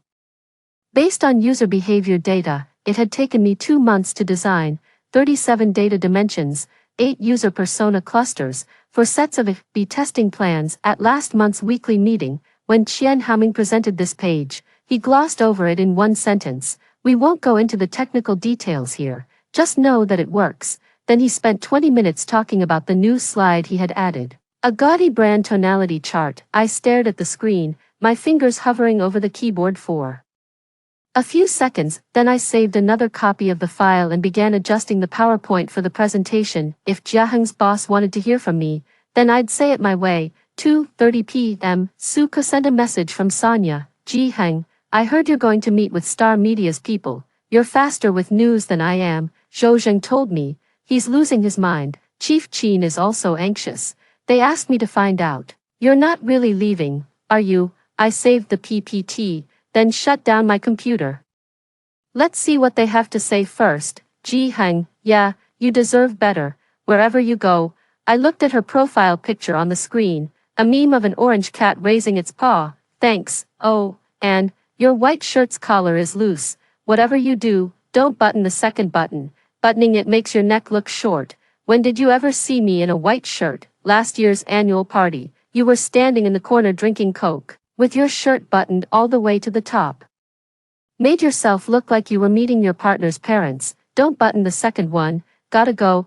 3:00 p.m. Starry Media. It's on the same commercial street as Launching Media, 2 blocks away. I'd passed by countless times before, but never went in. The lobby is more impressive than Launching's. A real tree grows in the soaring atrium. The receptionist gave a polished smile. "Mr. G. Right. General Manager Jiang is waiting for you on the 28th floor." The elevator reached the 28th floor. And as the doors opened, a man in a black turtleneck was standing in the hallway, waiting for me. Jiang Yu, founder and CEO of Starlight Media. At 35, he is a well-known young powerhouse in the industry, having won 2 major awards last year. I had seen his photo at industry forums. In person, he is thinner, with higher cheekbones, and 2 fine lines appear at the corners of his eyes when he smiles. "Jiheng." He extended his hand. I shook it. His palm was dry and firm. "Come on, let's go to my office and sit. Don't be nervous. It's just a chat." His office faces south, with floor-to-ceiling windows framing the skyline of half the city. The sofa is dark gray and very soft. He handed me a cup of coffee, not instant, but pour-over, with a fruity acidity from the beans that I could actually smell. "Jiheng, let me ask you a question first." "Yeah." In Lingyun Solution Phase 2, there's a funnel model for user behavior paths, divided into 5 layers from awareness to conversion, and between each layer you added a decay factor. The algorithm for that decay factor, did you design it yourself? I was stunned for a moment. Lingyun Phase 2 was from a year ago. That decay factor algorithm took me 3 weekends to debug. I referenced 2 papers and an open source tool, and in the end modified the weight matrix myself. This detail, Qian Haoming skipped right over it when he was speaking. It wasn't mentioned in the client's presentation either. "How do you know that?" Jiang Yu smiled, picked up a tablet from the desk, flipped through a few pages, and turned it around to show me. On the screen was page 31 of the Lingyun Solution Phase 2. In the lower right corner was a small line of text, the data model source file path, and a string of code comments. "A friend of mine works on the data platform at Jiaheng Group," he said. He showed me the underlying data logic of the Lingyun solution. He said the design of the decay factor is very clever. Few people in the industry use this method. He asked the person on Jiaheng's side handling the project, and that person said, "The person who actually built the model is named Jiheng." He set the tablet down and leaned back on the sofa. "I looked you up. You worked at Launching Media for 3 years, P4 level, with a monthly salary of 9,200 yuan. There was no mockery in his voice, but when those numbers came out, my fingers unconsciously clenched. "Jiheng, I want to invite you to Xingchen." He slid a document across the coffee table toward me. I glanced down at it. An offer letter, position, Senior Director, Marketing Strategy Department, Xingchen Media, annual salary. My eyes paused on that number for a second. 720,000 a year, including options and performance bonuses. The total annual compensation exceeds 1 million. That's nearly 7 times my current salary. I finished looking at the number, but didn't turn to the next page right away. Jiang, you didn't rush me either. He picked up his coffee, took a sip, and waited. The office was very quiet, except for the sound of the central air conditioning. Mr. Jiang, I began, does this offer have a deadline? 1 week. Just let me know by next Friday. I placed the documents back on the coffee table. I need to think about it, of course. He stood up and walked me to the office door. Ji Heng, there's something I want you to know. I stopped at the door. I've read your proposals carefully. Every data model, every user persona, every channel strategy. They're very solidly written. He looked me in the eye. You shouldn't be making just 9,200. I didn't say anything. As I walked out of the Stellar Media building, the April breeze blew in from the end of the street, carrying the green scent of plane trees. I stood by the roadside and looked up at the sky. It was a deep blue. My phone rang. Chinifeng, Ji Heng, what did Stellar Media say? They made an offer, 720,000 a year. There was a 5-second silence on the other end of the line. Come to the office, Qin. Yifeng's voice betrayed no emotion. Let's talk face to face. I just walked out of Xingchen. I know, I can see you from the roadside. I was taken aback for a moment and looked up across the street. A black sedan was parked on the other side of the road, its window half down, Qin Yifeng's face visible inside. Had he been waiting here all along? He pushed the door open and walked over. As he crossed the street, he nearly got hit by a delivery scooter. The rider braked hard and swore at him, but he didn't look back. He walked up to me. Ji Heng, be honest with me. Do you want to leave? I stood by the roadside, hands in my pockets. The April sun beat down on the asphalt, shimmering a thin layer of heat. President Qin, I've been with the company for 3 years. I've written 4 phases of the Lingyun proposal, taken over half of IT operations, and worked overtime until dawn every day. My monthly salary is 9,200, unchanged for 3 years. The year-end excellence award went to Qian Haoming. My name wasn't on the team building list. Qin Yifeng's lips tightened. It's not that I can't leave. He said nothing, but before I leave, I said, I want to finish presenting Jia Heng's report on Monday. I've been working on this proposal for 2 months. I want to present it myself. Qin Yifeng looked at me. His expression shifted several times within a few seconds. I couldn't tell exactly what those changes were, but in the end it settled into a look I had never seen on him before. He nodded. Go ahead. What comes after the presentation? We'll talk about it later. Fine. He turned, walked back a couple of steps, and stopped again. Ji Heng, the matter of 9,200 was my dereliction of duty. No matter what you decide in the end, I'm sorry. After he finished speaking, he crossed the street and got into the car. The car started and merged into the traffic. I stood by the roadside and watched for a while longer. Then I took out my phone and sent a message to Su Ku, the second button on. The collar is left undone. Su Ku replied instantly. Does it look good? Haven't looked in the mirror. Don't know. You are really something. So infuriating. I stuffed my phone back into my pocket and walked toward the subway station. Tomorrow is Sunday. I need to revise the Monday report PPT, the attenuation factor algorithm. This time I plan to cover it in 15 pages. Let's see if anyone still says. Let's skip the technical details. 8. Sunday, I spent the entire day revising a PowerPoint. In my 18 square meter rented room, I scrapped the flashy, 60-page version that Qian Haoming had made and started over from page 1. My version had only 34 pages, no gradients, no 3D text, no pointless brand tone images. Every data point had its source cited, every model had its calculation logic attached, every conclusion had corresponding A/B test results. At 4 p.m., I finished the last page, saved, shut down the computer. I lay my head on the desk and slept for half an hour. When I woke up, there was a new message on my phone. Qian Haoming, Ji Heng, is it convenient to talk? I stared at those words for 10 seconds. His profile picture was a photo of a golf course. He doesn't even know how to play golf. I replied with a single word, say something. After a minute, his message came. It was very long. Ji Heng, about what happened before. I know you're upset, regarding the team building list. I did tell Fang Ying to leave you off it, and I was the one who posted that photo in the group chat. Those were my mistakes. Another half-minute passed, but about the proposal, I'd like to explain. It's true that I've been the one presenting at the weekly meetings, but that was arranged by Brother Zhou. He felt I'm better at presenting and suited for the role. I wasn't trying to take credit from you. Another message came. The year-end award was also decided by voting, not something I manipulated. The last one. You can present Jiaheng's Monday report. I don't mind, but I hope you can keep the brand identity slide in the PPT. That's the only part one made myself. Just do me a favor, I've read it all, put the phone on the table and went to the kitchen to boil a kettle of water. When the water boiled, the lid clattered up and down, poured a cup of hot water and sat down. How much of what he said was true? The team building roster and photos. He admitted to that. That's a fact. No way to deny it. The proposal presentation was arranged by Zhou Zheng, half true, half false. Zhou Zheng did initially say, Haoming, you present, but that was because Qian Haoming volunteered. He told Zhou Zheng, Jiaheng isn't good at presenting, he might mess up on stage, better let me do it. Su Ke told me this. The year-end awards were determined by a vote, technically true, but before the vote, Qian Haoming treated the whole department to hot pot, everyone except me. As for the last point, keep the brand tone slide. I took a sip of hot water, the water was too hot, and my tongue went numb for a second. That brand tone slide, the design software's edit history showed it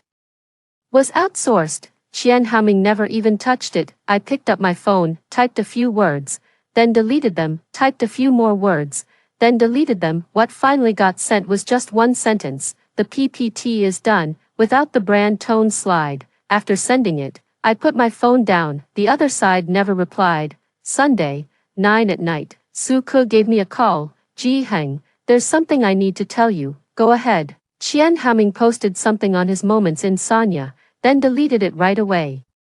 But I took a screenshot. What did it say? He said, some people rely on technical skills to get by, but technology can never replace communication skills and leadership. Let's see how a P4 can impress Jiaheng's boss during Monday's presentation. I leaned back in my chair. The watermark on the ceiling looked like a crooked smiling face under the light. Hold on to that screenshot.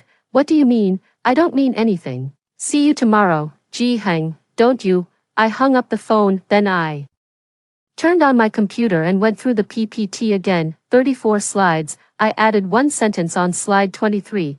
The core algorithm formula for the attenuation factor. This formula, across the entire company, only I can explain clearly, including the head of data mid-platform at Jiaheng, the friend Jiang you mentioned.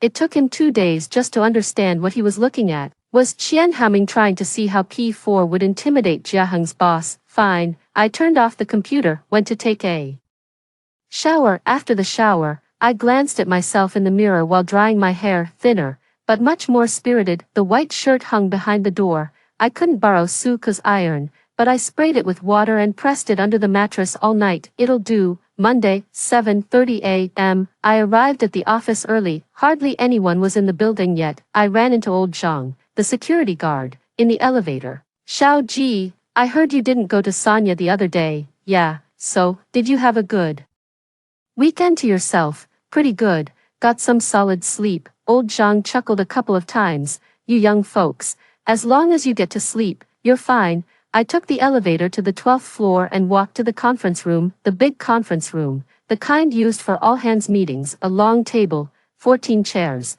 and the projection screen had already been pulled down. I plugged in my USB drive and tested the projector setup. From the first page to the 34th, I double-checked every slide's transition timing, animation effects, and font size. Then I sat down and waited. At 8 o'clock, people began to arrive. Zhou Zheng came early. He had changed into a formal suit, his tie impeccably fastened. He wasn't wearing his baseball cap. I noticed his hairline was indeed in the danger zone. He walked over to me, hesitated for a moment, then patted me on the shoulder. Ready? Yes, from Jiaheng's side. Su Xiaoting is coming, along with the head of their data center, apparently. Their boss might show up too. Got it, Jiaheng. His voice dropped. Don't be nervous when presenting the proposal, just treat it like your usual progress reports to me. I glanced at him. He usually plays video games when I give him work updates. Sure thing, Zhou. He gave an awkward smile and walked away. At 8:15, Qian Haoming arrived. He was wearing a dark blue suit today, with silver cufflinks and hair slicked back so perfectly it didn't move. He looked like he was about to accept an award. On stage, when he walked into the meeting room, he greeted a few colleagues, his voice half a pitch louder than usual. As he passed by me, he paused for a step. Ji Heng, yeah, good luck. He smiled. That smile, the curve of his lips, was exactly the same expression as when he posted a photo of an empty seat in the group chat. Good luck, he said, but his eyes said, let's see how you crash and burn. I didn't reply. 8:40. Qini Feng arrived. He was also wearing a suit today, all black, with a white shirt, a stark contrast to his usual business casual look. He scanned the conference room, and his gaze finally stopped on me. He walked over. Ready? Yeah, not nervous, not bad. He hesitated for a moment. Ji Heng, when was the last time you presented a project report? I thought about it. During the job interview.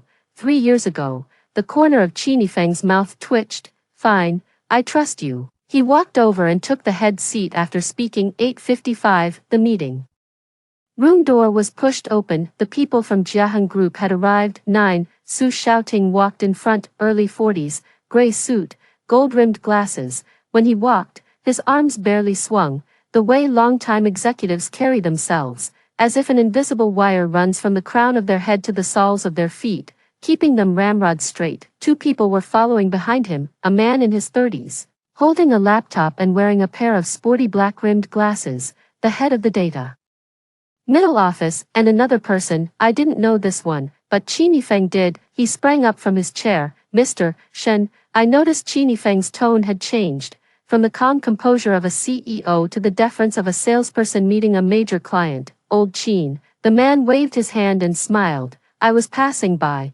so I thought I'd drop in. Passing by, the headquarters of Jiaheng Group is on the other side of the city, a 40-minute drive away, and that's called passing by. This man, Shen Weizhen, is the founder and chairman of Jiaheng Group, a figure with a net worth north of 10 billion. He looked younger than I had imagined, probably in his early 50s, wearing a dark gray polo shirt with no tie, but the moment he walked into the conference room, everyone's back straightened by a few centimeters, including Qian Haoming's. I saw his hand clench into a fist under the table, knuckles going white. Shen Weizhen swept his gaze around the conference room. His eyes lingered on each person's face for less than a second, like a ruler measuring, then setting them aside. Then he saw me. You're Ji Heng. I stood up. Hello, Mr. Shen. He walked over and sat down across from me. His chair was the closest to the projection screen. Take a seat. He smiled at me. No need to be nervous. I'm just here to hear the proposal. Xiao Su said your work is solid, and I got curious. Qini Feng added from the side. Ji Heng was the lead manager for Lingyun Solutions from Phase 1 to Phase 4. When the words, lead manager, came out, Qian Haoming's back stiffened slightly. I noticed, but I didn't look at him. Let's begin. Then, Shen Weizhen leaned back in his chair, hands crossed over his stomach. I pressed the remote. The first page of the PPT lit up, white text on a black background, no fancy design. Lingyun Solution Phase 4, Dynamic Marketing Strategies Based on Behavioral Data. Bottom right, Ji Heng. I began my presentation. The first 5 pages were the market overview. I took 3 minutes to cover the industry background, competitor dynamics, and the core issues Jiaheng is currently facing. No filler. Every sentence corresponded to a data point. Shen Weizhen didn't interrupt me. His eyes were fixed on the screen, his fingers occasionally tapping lightly on the desk. Pages 6 to 12. User personas. Jiaheng's core users can be divided into 8 clusters. I switched to a data chart. Not the flashy multicolored pie charts from Qian Haoming's PPT, but a scatter plot I had run using raw data. The 8 clusters were marked in different colors, with the core characteristics of each cluster labeled beside them. The head of Jiaheng's data platform sat up straighter. He pushed up his glasses and started typing on his laptop. The classification of these 8 clusters is based on a 4-dimensional cross-analysis: purchase frequency, average order value, category preference, and repurchase path. I turn to the next slide. The traditional RFM model only looks at 3 dimensions, but Jiaheng's users have a particular trait. I pointed to a small, isolated cluster in the upper right corner of the scatter plot. This cluster, representing 7% of total users, contributes 18% of profits. Their consumption path is not linear. They leave after price comparison, then return to complete a purchase within 48 to 72 hours due to social referrals. Shen Weizhen's fingers stopped tapping. How did you uncover this? I reconstructed the paths from 720,000 user behavior logs of Jiaheng from the third quarter of last year and identified this anomalous re-engagement pattern. Then I validated it with the fourth quarter data, 91% reproducibility. The head of the data platform accelerated his typing. Su Xiaoting leaned slightly toward Shen Weizhen. Shen Weizhen gave a slight shake of the head, signaling not to speak. Let me continue. Pages 13 to 22. The strategic plan. For this abnormal return cluster, I designed a three-stage engagement model. Switch to the flowchart. Stage 1, precise tracking. During price comparison, when users first browse but don't purchase, do not push promotional messages.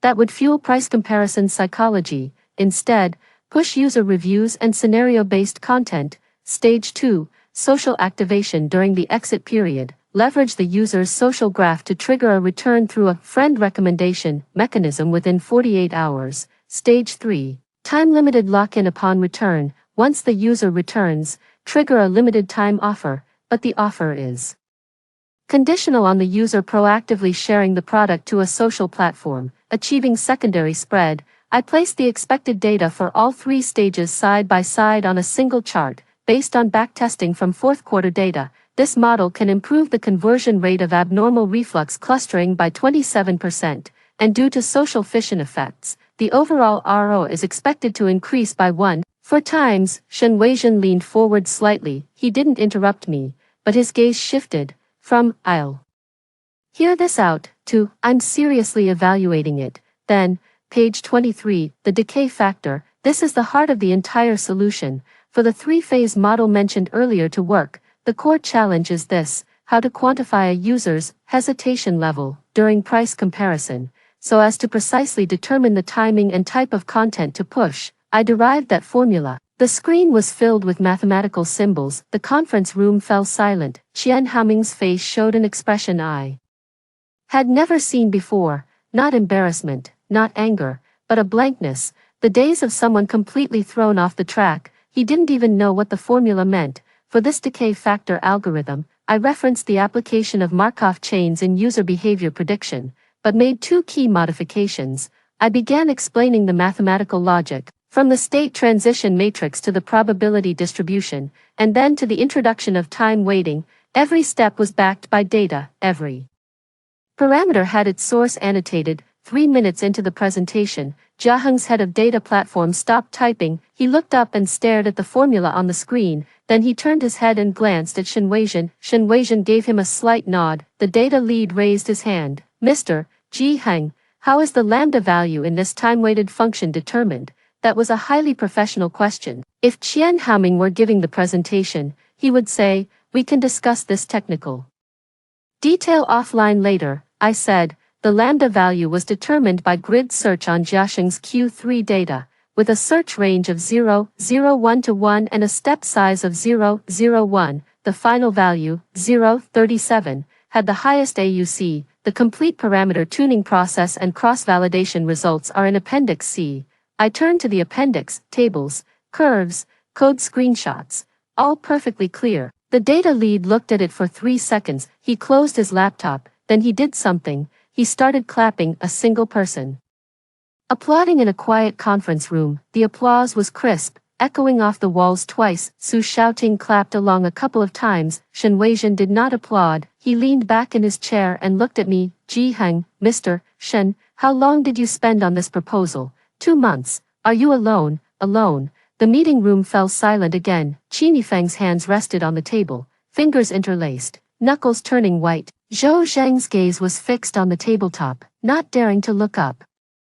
Qian Haoming, I finally glanced at him. He sat at the far end of the long table, the seat furthest from me. That blank expression was still on his face, but his lips began to press together involuntarily. His right hand rested under the table, fingers incessantly rubbing the seam of his suit trousers, the dark blue suit, the silver cufflinks, the perfectly set hair. It all looked like a costume now. "I'm done," I said. Shen Weizhen stood up. He walked to the front of the projection screen, turned his back to everyone, and stared at the data on page 34 for about 20 seconds. Then he turned around. "Qin, Mr. Shen." Qin Yifeng also stood up. For phases 5 and 6 of the Lingyun project, I'd like to continue our partnership. Qini Feng's breath caught for a beat, but there is one condition. Go ahead. Shen Weizhen raised his hand and pointed at me. From now on, all reporting and coordination for the Lingyun project will go only through him. His fingers moved away from me and swept in Qian Haoming's direction. Without pausing, no one else needs to come, Qian. Haoming's lips twitched. He pulled his hand out from under the table and placed it on the surface. His fingernails made a very soft scraping sound against the tabletop. No one in the meeting room was looking at him. Qini Feng walked over quickly. Ji Heng, wait a minute, I said. Everyone's eyes turned toward me. I looked at Shen Weizhen. Ms. Shen, I have a question. Go ahead. How did you know the proposal was mine? The document log only records employee IDs, not names. Shen Weizhen smiled. During the first phase of Lingyun, there was a revision record with a comment left behind. You wrote it. He turned away, scanned page 23 for a few seconds, and pointed to a line of small gray text in the bottom right corner. If this model works, I'll treat myself to a hot pot. I was stunned. It was 3 in the morning.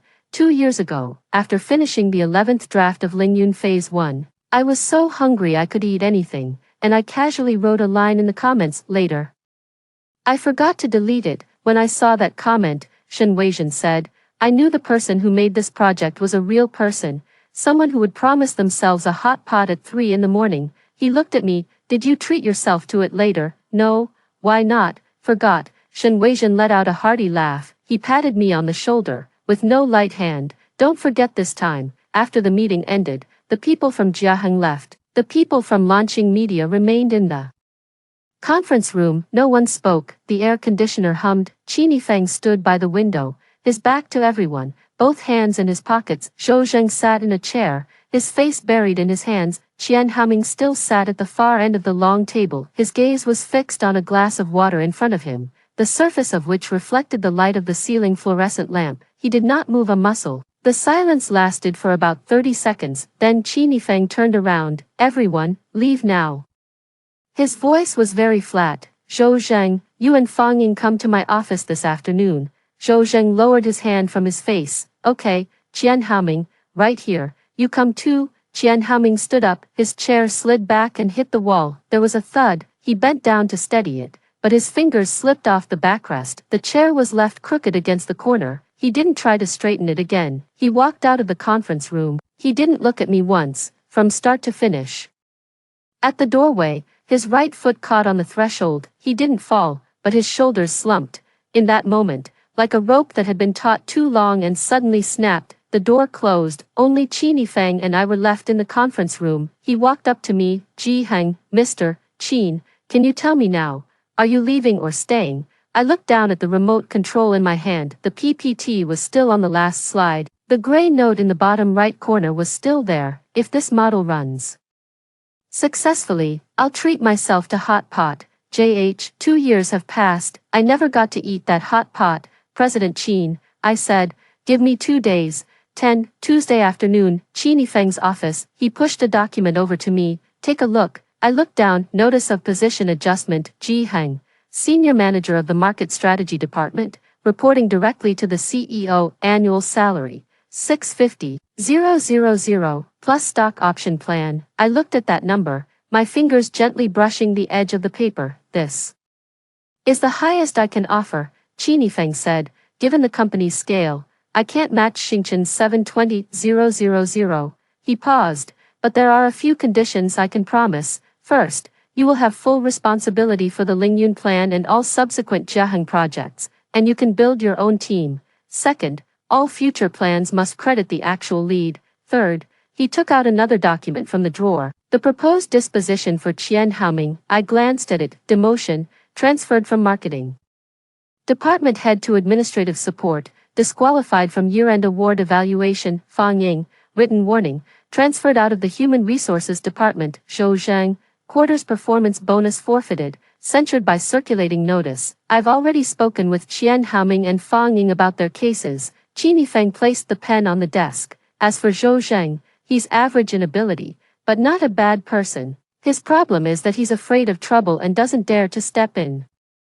Not that he deliberately tried to harm you. Still, he must be disciplined as deserved. I didn't sign immediately, President Chin, I have a question, go ahead. If Jiaheng hadn't checked the document logs, if the server hadn't crashed that night, if Xingchen Media hadn't tried to poach me, would this adjustment notice still exist? Qin Yifeng's fingers stopped on the desk, his lips pressed together. It was a question that didn't need an answer. I stood up. President Qin, let me think it over. He didn't stop me. As I walked out of the CEO's office, I ran into Qian Haoming in the hallway. He was leaning against the wall, holding a cardboard box. Inside the box were things from his desk. A mug, a few magazines, a photo frame. In the photo, he was at a banquet with a client, clinking glasses and laughing heartily. He saw me. The two of us looked at each other in the corridor for 2 seconds. He looked away first. Congratulations, he said. The voice was very soft, impossible to read any emotion.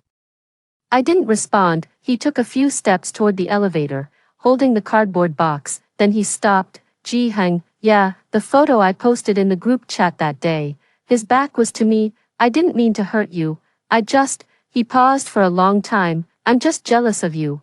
I watched his back. The suit was still the same dark blue one, but it made him look a size smaller than he had a couple of days ago. I can't understand the plan you made, those data models, those formulas. I can't understand a single word of them. His voice echoed in the corridor. The only thing I can do is talk. Take your work and present it. If you present it well, the credit is mine. If you present it poorly, but it won't be poor, because your work is never poor. His hands tightened on the edges of the cardboard box. I know it's wrong, but I can't stop, because if I don't do this, I'm nothing in this department. The fluorescent lights in the corridor hummed. His shadow dragged across the floor, long and stretched. Jiaheng, you can call me wicked. You can call me stupid, but don't. His voice went hoarse. Don't pity me. He left. The elevator doors opened, then closed. The corridor fell silent again. I stood still, watching the elevator doors close. 5 seconds, 10 seconds, then I took out my phone. I looked up Starry Media's phone number. Then I pulled up Qin Yifeng's offer letter again. 2 numbers. Right in front of me, 720,000. 650,000. Wednesday morning, I made a decision. I called Jiang Yu, General Manager Jiang. Jiaheng, have you made up your mind? Yeah. When are you coming to report for duty? There was already a hint of a smile in his voice. I'm not coming. There was a brief silence on the other end of the line. May I ask why? Because there's still one thing I haven't finished in launching. What thing? To treat myself to a hot pot. Jiang Yu was silent for 3 seconds, then he laughed, the sound coming through the receiver with a candid, unpretentious openness. Jiaheng, you're quite an interesting person. Thanks, I'm not withdrawing the offer. Whenever you change your mind, just contact me, okay? The call ended. I dialed Qin Yifeng's number again. Mr. Qin, that adjustment notice. I'll sign it. There was a 2-second silence on the other end of the line. Jiaheng, thank you. A CEO saying thank you to a former P4. Pretty strange, but I didn't find it strange. Wednesday afternoon, I went back to my desk to pack up my things.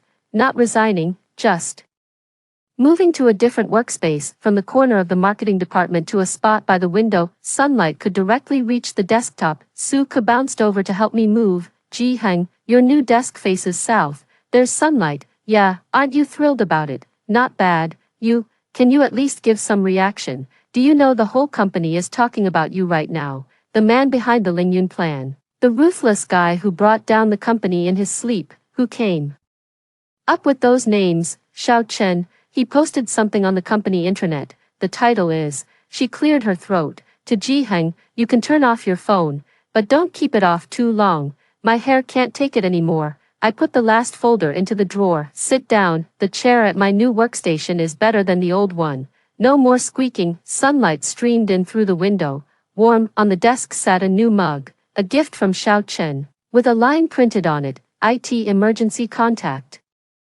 Jiaheng, backup contact. God, I stared at that line for 2 seconds. The corners of my mouth curved up, just slightly, beyond my control. My phone buzzed. The message from Zhou Zheng. Jiaheng, want to have lunch together? My treat. I replied with one word, sure. Another message popped up, from Su Ku. Let's go for hot pot after work tonight. You promised to treat yourself. I'm keeping track for you. I stared at the exclamation marks jumping on the screen, then I typed a line, fine, you pick the place. After sending it, I closed WeChat. I turned on the computer, the folder on the desktop.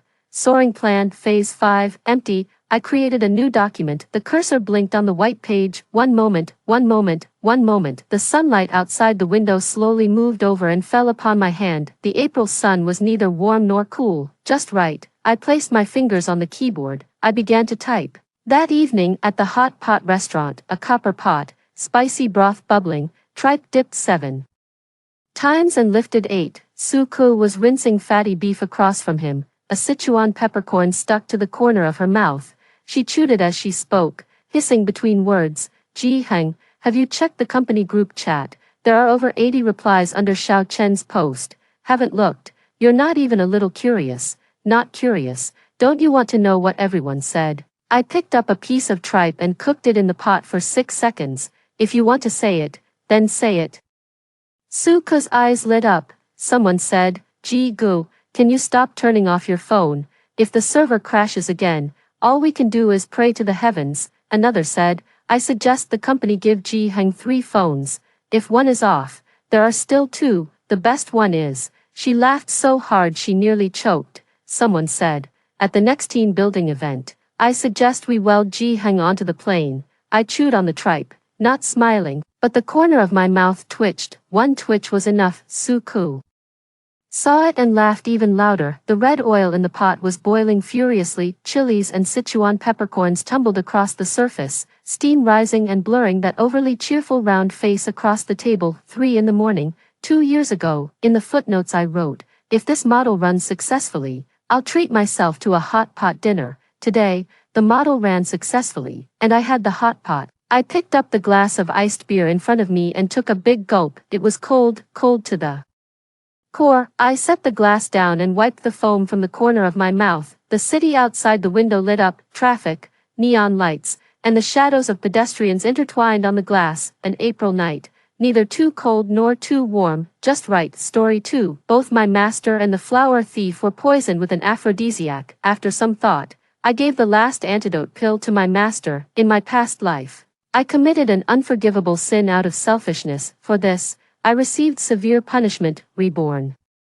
Into this life, I dare not harbor even a shred of selfish desire, yet my ever-aloof master, divine as a deity, gazed at me with reddened eyes and asked in despair, Faye, wasn't I your greatest love? 1. At 28, I was the demon sect's holy maiden, merciless, wicked beyond measure, condemned by all. Every righteous sect is hunting me down. Just then, a swordsman in white pointed his blade at me. Seeing his refined features, I grinned and said, long time no see. The swordsman remained silent, while his companion shouted louder, which, you've slaughtered innocents and committed countless atrocities. Today we deliver heaven's justice. Before he could finish speaking, the man suddenly clutched his mouth as blood gushed forth. Severed tongues lay scattered in the dust. I chuckled again. Go on, why stop now? Satisfied by their silence, I turned my gaze to the swordsman in white. The cold detachment in his eyes sent a sharp pang through my heart. The man before me was Elliot, the legendary swordsman whose fame spanned the realm. Though mere steps apart, an ocean of blood and vengeance lay between us. I crippled his second disciple's martial arts, severed their tendons, and scarred his youngest apprentice's face. He murdered my dearest friend, slaughtered my own flesh and blood, yet no one knew I was once his most prized disciple. We once shared a mad, delirious affair in the gloom of a cavern. Elliot stared at me with icy contempt. He said, give me the antidote you used to poison my disciple. After I nullify your martial arts, I'll let you leave. I smiled at Elliot. Come alone, and I'll give you the antidote. When Elliot approached, I whispered in his ear, Master, they say one night of love creates bonds for 100 days. We've shared more than just one night. Must you be so cruel? Don't you know everyone here bears me ill will? Stripping me of my martial arts would be worse than death. My words made Elliot's gaze turn stormy. Veins bulged on his forehead as he gripped my throat, his eyes blazing with fury. I gasped for air but clung to him with all my strength, leaving Elliot stunned. The next instant, an ornate dagger pierced his chest before he sent me flying with a single blow, leaving me curled on the ground in agonized sweat. Then a sword ran me through. The crowd split into 2 groups, one frantically tending to Elliot's wounds, the other dragging me toward the pyre, bound to the stake. I felt the crowd's venomous stares pierce through me like 1,000 knives. "Faye, you witch, give me back my son's life, a white-haired woman charged forward, clawing at me with desperate fury. She wept uncontrollably, and as I gazed at her aged face, it reminded me of someone. I laughed heartily. "When your son was dying, he kept calling for his mother, so it was you he wanted." My words sent the woman into even greater despair. "Burn her, burn the witch." The surrounding sounds gradually faded from my ears. Walking past Elliot lying motionless in the crowd, I smiled silently. Killing Elliot was my vengeance for those who followed me. Suddenly I remembered 18-year-old Faye, making a wish under the starry sky, praying never to leave her master in this lifetime. At 28, Faye was a wicked sorceress who committed every imaginable crime, a woman all deemed worthy of death. The one who once gently wiped my tears with a handkerchief now lies motionless in the crowd, sword in hand, between life and death. If heaven has mercy, if there's another life, I never want to see you again, Elliot. Amidst the chaos, I suddenly heard chanting coming from all directions, then everything went black as I lost consciousness. Too, I never thought I'd wake up again, staring at this strangely familiar place. My heart began racing uncontrollably, feeling my heart pounding in my chest. I couldn't process what was happening. Am I not dead? Do the dead still have a heartbeat? As my thoughts spiraled in chaos, two labored breaths suddenly sounded beside me. Like a giant hand dispersing the fog before my eyes, two men lay beside me. Their faces flushed crimson. My pupils constricted when I recognized one man's face. It was Elliot. I dug my nails into my palm, the sharp pain jolting me awake instantly. An unbelievable thought flashed through my mind. I was reborn. Fate gave 28-year-old Faye a second chance. My gaze gradually shifted to the side. The man beside Elliot possessed striking features, even more handsome than Elliot himself. His mesmerizing fox-like eyes and snow-white complexion were utterly captivating. If Elliot was an aloof, celestial being, then this man was a demonic enchantment that could beguile all mortals. This was the day I returned to when Elliot was poisoned with the aphrodisiac. Sharing his predicament was the notorious womanizer Archer. In my past life, I never knew Archer's true identity. I couldn't bear to watch him suffer from the poison's torment, nor witness a living soul perish before my eyes. All for my infatuation with Elliot. I administered the only antidote to Archer, offering my own body as the cure. To save Elliot, Elliot became convinced I'd conspired with Archer, that rogue of a libertine, suspecting me of ill intent. I had no defense. I do have personal feelings for Elliot. Elliot imprisoned me in the dungeon, stripped me of my martial arts, shattered my sword, cast me out of the sect, and declared to the world that his first disciple was dead. Elliot's indifference made me realize I'd killed myself the moment I shed those robes. Those days in the dungeon were the most agonizing of my life. The torture left me wishing for death, my face disfigured beyond recognition. Archer was the one who eventually rescued me. That's how Elliot and I became mortal enemies. Memories of past suffering overwhelmed me. My face went pale as I realized I was still clutching the antidote, holding it to Archer's lips. My trembling hand clutched Elliot's collar. One upward jerk would snap his neck instantly. Then suddenly I remembered the days before our falling out. He played the zither while I danced with my sword through moonlit blossoms, our gazes meeting as Elliot's tender eyes lingered on me. That was the moment my delusion took root. In the end, it was my fault. I should never have developed feelings for Elliot. Countless times I've wondered what if I could start over. What should I do now, when they severed my tendons, destroyed my cultivation, and left me dying in that dungeon? I gritted my teeth with such hatred I could have torn him limb from limb. Enough, the vengeance from my past life is settled. In this lifetime, I just want to stay away from him. I retrieved the antidote from Archer's lips and whispered to Elliot, "Elliot, I regret this." Elliot's gaze grew distant as he instinctively pushed me away. "Faye, stay back. As your master, I might hurt you." My eyes welled up as I leaned down under Elliot's burning gaze. I forced the antidote between his lips, then carefully straightened his collar, whispering, "Elliot, we're even now." 3. Just as I turned to leave with Archer, Elliot suddenly grabbed my wrist. His palm burned so hot it nearly melted me. Elliot murmured, "Faye, don't go." His sharp eyebrows knitted together tightly, as if haunted by some nightmare. Unlike his usual aloof demeanor, Elliot appeared visibly distressed at this moment. I pried open Elliot's fingers one by one, then knelt before him and kowtowed with solemn thuds. "Master," I said, "let the past be past. Consider that you saved an ungrateful wretch." With those words, I left with Archer. A sudden tear rolled from the corner of Elliot's unconscious eye, disappearing into his jet black hair. Need some time to sort through my tumultuous decade, and Archer needs detoxification too. I recalled a secluded bamboo cottage not far from here. By the time we reached the bamboo cottage, Archer's eyes were bloodshot beyond measure. He whimpered beside me, his hands trembling with restraint to avoid touching me. I threw him into the pond near the bamboo hut. The icy water sent a shiver through Archer, jolting him slightly awake. I asked, "There's only one antidote, and I gave it to Elliot. How should I cure you?" Archer froze for a moment before replying hoarsely, "No antidote exists. The aphrodisiac's effects can only be relieved through intimacy. It's potent. You should leave." Before Archer could finish speaking, I began slipping out of my garments. As my alabaster skin came into view, Archer's eyes darkened with desire, clenching his fists. He growled, "Have you lost your mind? I'm a notorious libertine. Get out of here," ignoring his warning.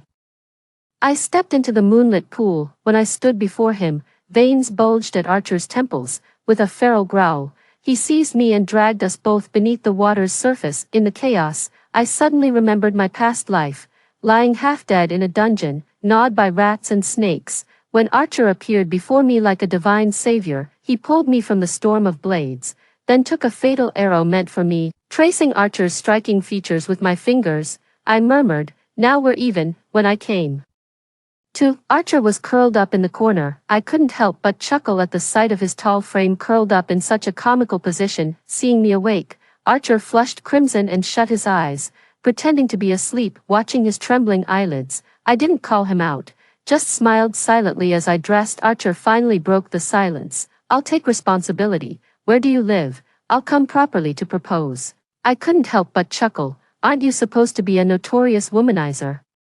How unexpectedly principled, though if you came to my place, you'd probably get thrown out. Let's just leave it at this. Ours was but a fleeting romance." Archer's gaze held a tinge of melancholy. I dragged my exhausted body outside the cabin. I ignored Archer's unspoken words hanging in the air. In my past life, I gave him the antidote and he rescued me from the dungeon. Our karmic debt was settled. Yet later he sheltered me during our flight and took an arrow for me, leaving me no chance to repay. After all these twists and turns, I can finally return this kindness. My path ahead is uncertain, destined to walk alone. At the bamboo grove's exit stood Elliot with a stormy expression that darkened further upon seeing me. His voice turned glacial. "Faye, how could you be so reckless with yourself?" For I stared blankly at Elliot's stern demeanor. Momentarily dazed, memories surfaced. My past life where I'd become the antidote, curing Elliot's poison with my own body. Elliot's slap stung my cheek as he coldly demanded why I had no self-respect. My heart suddenly ached. Through the searing pain, I calmly replied, "This is karma I owe him, none of your concern." His face fell further at my words. "He's a notorious womanizer. Faye, you're aiding and abetting a criminal." Elliot's words left me momentarily disoriented. Collecting myself, I replied calmly, "This isn't your concern. I'm an adult now." Elliot snorted coldly. "When we return to the sect, you'd better reflect on your actions." I was ready to walk away, but then I remembered my junior sect siblings and followed Elliot back to Qingyun's sect. I thought I could keep my hatred in check, yet when I saw Mina, my burning hatred reduced all reason to ashes. I clenched Mina's throat with crushing force, her pale face turning crimson as she struggled weakly. A fierce palm strike came rushing toward me. It was Elliot. Mina flung herself into Elliot's arms like a fledgling swallow, sobbing in panic. "I don't know what I did wrong for my senior sister to treat me this way. She must have her reasons, but it hurts so much." She whimpered pitifully. Elliot's expression darkened instantly. He raised his hand and slapped me across the face, my cheek instantly swelling red as the world around me began to blur. Elliot's features slowly merged with those from our past life, the same look of disgust in his eyes when he gazed at me. The ache in my chest grew sharper. I loved Elliot deeply, yet I hated him just as fiercely. Two warring emotions tore at my heart, leaving it bruised and bleeding. Darkness swallowed my vision before I could utter a word. It felt like reliving that helpless moment from my past life when even heaven turned a deaf ear. My ever-gentle junior brother lunged at me with a twisted face, viciously tearing at my clothes while screaming, "Whore," through gritted teeth. Then I remembered the innocent and lively Mina, who with a vicious expression locked me in a cage and disfigured my face beyond recognition. She stood triumphantly before me. Still wearing that innocent smile. I'll carve up that fox-like face of yours. Let's see how you'll steal master's affection from me now.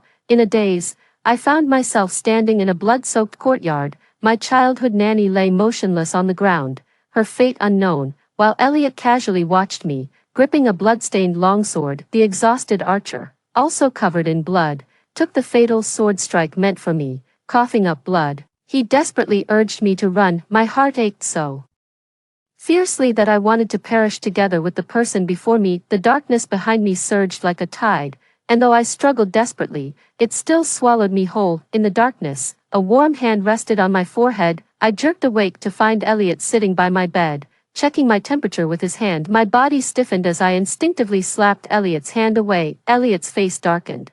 What madness possesses you now? First surrendering yourself to some libertine, then attacking your junior sister. How did I ever end up with a disciple like you? My expression equally frosty. I replied calmly, in that case, I'll take my leave and spare you the displeasure of my presence. After a long silence, Elliot finally spoke. No, 5. Elliot locked me in the disciplinary chamber, coldly stating I'd only be released when I admitted my wrongdoing. He visited me several times during my confinement, but our encounters always ended in arguments. On this particular day, he approached me, carrying a bowl of longevity noodles. In a gentle tone, he said, "Faye, it's your birthday today." I stared coldly at this bowl of longevity noodles, only then remembering, today was my birthday. Elliot said, "Make a wish." Suddenly I couldn't recall what wish I'd made at 20. Not that it matters now. It was probably just wishing for Elliot's happiness, hoping to stay by Elliot's side forever. Elliot gazed at me with gentle warmth. A sudden pang of melancholy tugged at my heart. On this very day in my past life, Elliot's eyes had been filled with icy disdain. The thought of him sitting here sharing longevity noodles with me was unthinkable. He'd have rather seen me vanish from this world. All the love and hatred of that past life dissolved with the thrust of my blade into Elliot's heart. In this lifetime, I harbor no selfish motives, nor do I wish to be entangled with Elliot. Without glancing at Elliot, I sneered. I wish I could leave this place, depart from the azure cloud sect altogether. Making way for your precious little disciple, aren't you? Elliot frowned and opened his mouth to speak, but waves of dizziness suddenly clouded my vision. When I came to again, I found myself lying in my own room. Elliot noticed I was awake, set down his book, and brought me the medicine that had been warming by the fire. Elliot said, "You're still weak. I had the phantom physician prepare this medicine with licorice root. It won't taste bitter." The medicine had a pleasant aroma, its excellent tonic.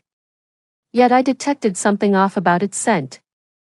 I suddenly knocked the bowl from Elliot's hands, spilling the brown medicinal brew that filled the air with its fragrant aroma. Elliot's brow furrowed almost imperceptibly, his voice turned icy with suppressed anger. "I'll make you another bowl. Drink it." Soon, the steaming medicinal brew reappeared before me. Clenching my fists, I shook my head. "I won't drink it." Elliot grew impatient. "How will you recover if you refuse the medicine?" My eyes locked onto Elliot's with deadly intensity. "Elliot, you've laced this with enough safflower to make miscarriage the least of my worries." My mind exploded in shock. Disbelieving, I instinctively cradled my abdomen with both hands. Only then did I notice Elliot's ghostly pallor, his white robes hanging on a frame so frail a breeze might topple him. His gaze held me with bittersweet longing, regret wrestling with the dizzying joy of reunion. It dawned on me, "You've come back too." 6. Pain flickered in Elliot's eyes as he reached for my hand, only to freeze when he saw the resistance and despair in my gaze. He murmured, "I'm sorry, Faye." In that instant, a tidal wave of emotions crashed through me. I clutched desperately at his collar, drowning in the depths of Elliot's eyes as suppressed pain and resentment threatened to consume me, choking the breath from my lungs. Tears streamed down my face as I sobbed. "Elliot, you came back too, didn't you? Tell me you did." Elliot moved to embrace me, but I shoved him away. He gazed at me with sorrow before nodding slowly. My strength drained away suddenly, and I slumped to the ground. After a long silence, Elliot abruptly knelt before me. He gingerly took my hand, his eyes rimmed with red. I wrenched my hand away and staggered to my feet, desperate to escape this suffocating place. Elliot called after me, but I didn't turn back. He reached out to block my path. and I instinctively shielded my abdomen, momentarily trapped. A soft chuckle suddenly came from the doorway. Well, never thought I'd see the day when the great Elliot would resort to such shameless pestering, quite the eye-opener. I turned toward the voice.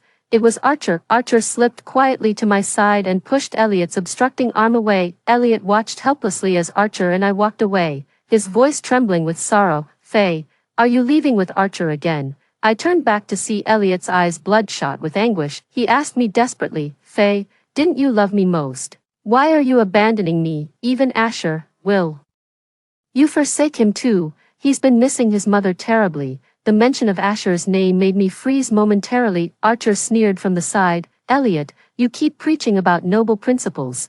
What exactly are you doing now? Accusing Faye of having a child out of wedlock. Is this how you slander her? Elliot remained silent, just staring at me with pleading eyes. I touched my cheek, finding it wet with tears, choking back the pain and bitterness in my heart. I said through gritted teeth, Elliot, you don't deserve to mention Asher's name. Elliot rushed toward me, only to be stopped by Archer's icy glare, tears welling in his eyes. He pleaded urgently, I'll make it up to him. To all of you, I swear I'll never hurt you again. Faye, please, give me one more chance. I shook my head. Elliot continued, Faye, be reasonable, get rid of that bastard in your belly, and Asher will definitely come back. A murderous glint flashed in Archer's eyes at Elliot's words. I lowered my gaze, touching my abdomen. Elliot, Asher won't come back. He'd never accept his biological father being the man who killed him. Elliot turned deathly pale, his whole body swaying unsteadily. 7. Elliot and I had a child together. His name was Asher. Asher, the Forsaken. He died at 4 years old when Mina fell gravely ill, for Asher possessed the rare sword bone constitution with pure life essence. To save Mina, Elliot personally delivered Asher to the ghost physician. When I retrieved him, not an inch of his body remained unbroken, yet even so, he reluctantly agreed, wiping my tears away. Mother, don't cry. Without Asher, Mother would surely be the highest flying kite. 8. I escorted Archer back to the Bamboo Grove cottage. I asked Archer, don't you have anything to ask me? Archer's gaze burned intensely. Well, doesn't the baby in your belly need a father? I turned away stone-faced, while Archer clutched his chest and wailed dramatically on the bed. Just as I was about to leave, Archer yanked open the bed curtains and whined pitifully, you just sleep with me and not take responsibility. I turned back, my eyes meeting the sculpted paleness of his bare chest. Archer's gaze was as pure as a fawn's, his long lashes fluttering. If you don't want to take responsibility, forget it, I'll be responsible. I turned to look at Archer. Even though we'd relied on each other for survival for some time, I didn't really know him that well. Archer kept staring at me, his eyes burning with intensity. An invisible tail seemed to wag frantically behind him, as if possessed. I nodded. Archer's eyes instantly lit up, and so Archer and I settled into this bamboo forest cabin. I asked Archer, any objections? Archer was brewing medicine for me when he heard me. He just smiled and shook his head. Sunlight filtered through the sparse bamboo leaves, illuminating the fine down on his face. The herbal aroma made me unexpectedly drowsy, though branded as a notorious womanizer shunned by respectable families. Archer proved far less lustful than his reputation suggested upon closer acquaintance. I chuckled wryly at the memory of my past life. Perhaps because life had been peaceful lately, I seldom dreamed about my previous incarnation. Maybe that former existence was too agonizing. I'd instinctively buried those nightmare-like memories deep within. On this day, I dreamed of my past life. I jolted awake to see Archer's concerned face. He set down what he was holding and touched my forehead. Nightmare, you look so pale. Seeing Archer alive before me, I suddenly felt like I was still dreaming. I whispered, Archer, am I dreaming? Archer paused, then chuckled and booped my nose. Silly. I heaved a sigh of relief. Archer brought over the calming herbal soup, but just as I reached for it, he stopped my hand. Then he began feeding me spoonful by spoonful. Bamboo leaves showered upon us. My vision suddenly blurred. A swordsman in white emerged at the courtyard gate, his gaze heavy upon me. Senior sister, since when have you been keeping this stray man? This is an illicit union without proper matchmaking. Elliot snapped at the naive Mina with a cold voice. Hold your tongue, he said softly to me. Faye, come here. 9. I shook my head and said calmly, Elliot, we're through. Mina beamed with a smile. Eldest senior sister, The master came personally to fetch you. How could you possibly defy our teacher? I watched Mina's innocent expression with cold detachment. I used to dote on this girl dearly after she joined the Azure Cloud sect.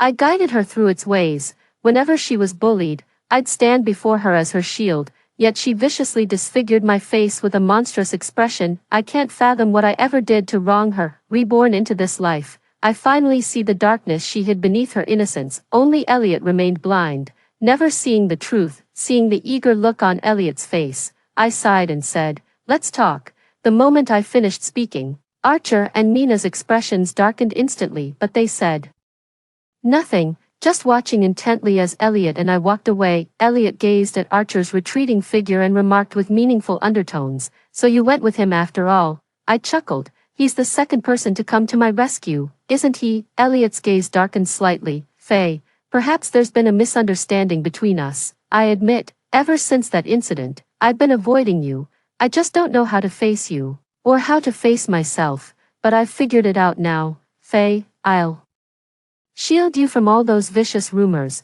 Archer's no good for you. Can't you see reason? Don't throw your life away over someone like him." I remained silent, just staring at Elliot. Elliot's expression hadn't changed. Everything suddenly felt so alien. All those past life loves and hatreds vanished in an instant. In my previous life, Archer's dying words were for me to be true to myself, yet I never truly got the chance to be myself. During my flight, I met countless people and gained many friends. To Elliot, those friends were heretics, but to me, they were rare souls of genuine sincerity. I steadied myself and didn't respond to Elliot, suddenly bringing up those unseen friends. "Elliot, remember that master thief Lila you had your disciples punish? She was actually a poor soul, struggling to raise her daughter alone when her medicine money got stolen. There's also the blood fiend. He's got a rather elegant name, Evan. Your so-called righteous sects drove his family to their deaths.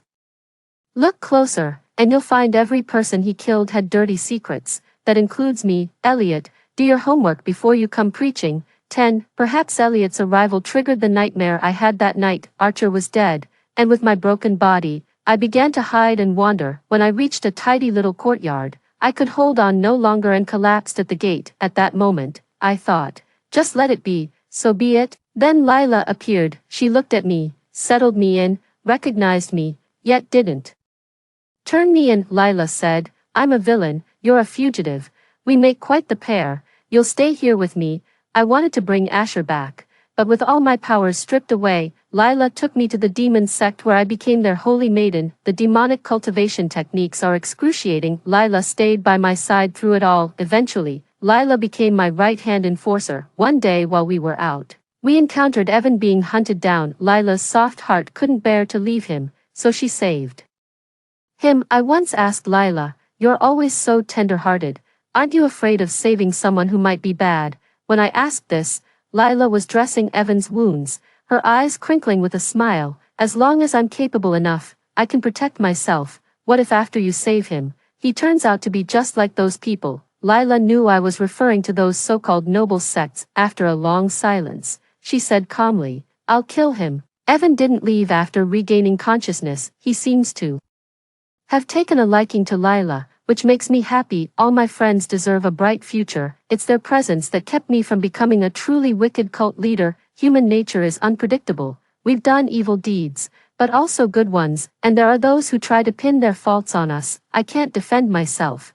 Not that anyone would believe me anyway. Lila died on New Year's Eve, stabbed by a man feigning injury. Evan went berserk and slaughtered the perpetrator's entire household. I didn't try to stop him. I needed him to let it out. I couldn't bear losing another friend. Sometimes I wonder what would have happened if I'd given Elliot the antidote that day. I'd still be the favored senior disciple, still worthy of Elliot's smile. My feelings for Elliot are a tangled mix of love and resentment. When I wrested Asher back from the ghost doctor, Evan's eyes turned bloodshot in an instant. He's gone completely mad. I didn't stop him, just quietly picked up the whip and joined his frenzy. Evan died for me. Mina laid an inescapable trap, determined to strike me down. With his life, he tore open an escape through this narrow gap. With his dying breath, he smiled at me and said, "I'm going to find Lila now." That was the day I lost my mind too. 11. Back then, Lila was just an ordinary tofu pudding vendor on the streets. carrying a pale-faced little girl on her back. When Archer and I sat down, her face lit up with eager warmth. She looked nothing like the formidable powerhouse she was known to be. Wiping her hands, she approached us and asked, "What can I get for you two?" After finishing the tofu pudding, I couldn't help but feel a wave of emotion. So Lila was telling the truth. Her tofu pudding was divine. What a shame I never got to taste it in my past life. I handed her a money pouch, but Lila waved her hands nervously. "4 coppers will do." "That's too much," I chuckled. "Take a closer look." Only then did Lila recognize the familiar fabric of the coin purse, clutching it tightly. Her eyes welled up with unshed tears, her hands trembled slightly. "I said, when I passed by earlier, I spotted some grubby fingers going for it, so I retrieved it for you. This truly belongs to us." I placed 4 copper coins into Lila's palm, wiping her tears. Lila shook her head vehemently and pushed the coins back. She knelt before us, sobbing her gratitude. "You've saved our lives. This is my baby's medicine money. Had it been stolen, I wouldn't have known how to go on." The little girl strapped to her back began wailing, as if sharing her mother's anguish. I couldn't bear seeing Lila in tears, so I quickly grabbed Archer's arm and pulled him away. Archer asked me, "You're just leaving like that?" I looked at him puzzled as Archer fanned himself, eyes twinkling with amusement. These so-called famous physicians are truly bizarre. The ghost doctor lurks among respectable circles yet commits such disgraceful acts. But I happen to know a real miracle worker, Faye. She'll make things right. I stood frozen in place, then tears began rolling down my cheeks. Nearby, Lila opened the money pouch and burst into silent tears upon seeing the gold pieces I'd stuffed inside. After bidding farewell to Lila, Archer and I went to the Lee residence and saved their gravely ill parents. I didn't see Evan this time. Perhaps we'll pass like ships in the night someday, or maybe even become friends, but that remains to be seen. My belly kept growing heavier, and I could barely walk anymore, so Archer and I settled in Jiangnan, where I gave birth to a daughter a month later. I felt somewhat disheartened, yet somehow it seemed fitting. In his past life, Asher had endured far too much suffering. He deserves a better, brighter future. 12. On my daughter's 1-month celebration, an unexpected visitor arrived at our home. It was Elliot. Elliot's temples had turned gray, his frame noticeably thinner. The warmth in his eyes when he looked at me had been replaced by guilt. He looked at the daughter in my arms with visible disappointment. I understood his disappointment. He was still hoping Asher would appear in his life. Calmly, I poured him a drink. Elliot studied me for a long moment before downing it in one gulp. After Elliot left, I found a jade pendant lying where he'd stood. "You can access everything he owns." I was about to return it when Archer stopped me. With a smile, he said, "Keep it. He owes you." After a moment's thought, I realized he was right. That debt was owed to me. After Elliot left, everything returned to calm. While grocery shopping, I overheard some martial arts gossip. After Elliot's first disciple vanished, he severed the tendons of his second disciple and banished them from the sect. Mina was also expelled from the sect by him. When I found them, their legs had been severed as they knelt at the temple gate. Already lifeless, Elliot suddenly went mad during a gathering. He kept shouting his apprentice's name, swearing to bring him back. It sounded like a tale from another world to me. The butcher selling pork said eagerly while I pressed down his scale.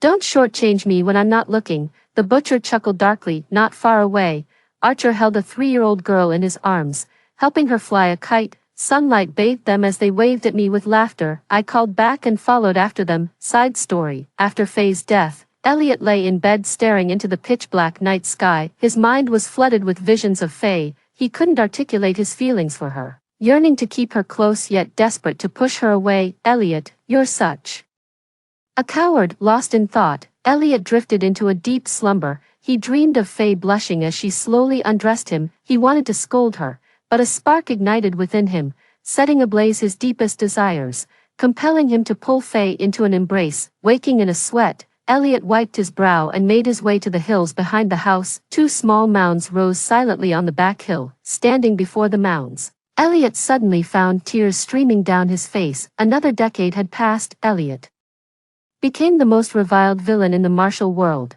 having brutally murdered his second and youngest disciples, then slaughtering countless sect members. During the pursuit of Elliot, the past of the former demon cult saintess resurfaced. That's when everyone realized Elliot was actually Faye's master and disciple, both utterly deranged. while subduing Elliot, they discovered he still carried Faye's whip. Elliot was a formidable martial artist when he fled to the Buddhist temple and was found by the crowd. He severed his own arms to renounce his skills, vowing to spend his remaining years praying for those who had perished by his hand before madness took him. Elliot had been a good man, his virtues and sins balanced the scales. Little did they know, Elliot never sought Buddha's mercy at all. He would beg for anything, just to see Faye one more time, and then what after seeing her? Elliot didn't know. One day, he woke from a nightmare to find himself in the Qingyun sect. This was the day of Faye's birthday. After regaining consciousness, he knelt on the ground, kowtowed 3 times to all deities,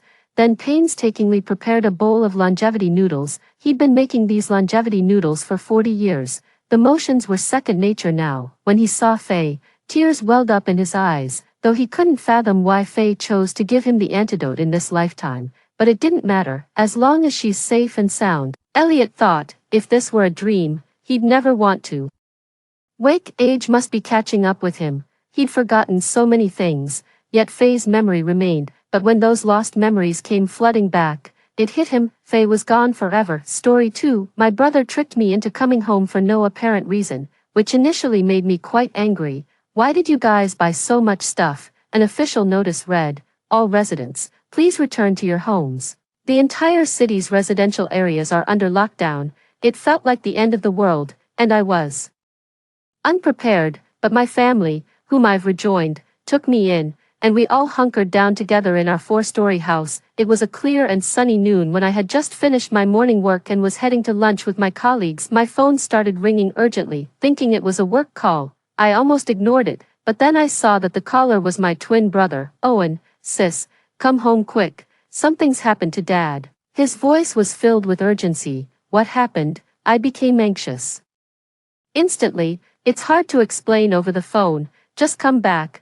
I've bought you a ticket on the last train. I've sent you the details. Hurry back, Owen urged. I was terrified, imagining the worst scenarios possible. After explaining the situation to my colleague, I immediately took a taxi to the train station and called my boss to request leave. I arrived at the station at 12:40 p.m., and the train left at 1:05 p.m. The train finally reached the city where I live at 4:32 p.m. Throughout the journey, I tried messaging my brother and mother several times. Owen only replied occasionally to check where I was. Sis, go straight home after you get off. I stared at his last message, not daring to waste a moment. As soon as I got out of the station, I took a cab home. When I knocked on the door, there stood my dad, perfectly fine. I was a bit stunned and managed to ask, Dad, what's going on? Dad pulled me inside and quickly shut the door. Rebecca, I'm fine. We just used that as an excuse to get you home quickly. I was confused by Dad's words.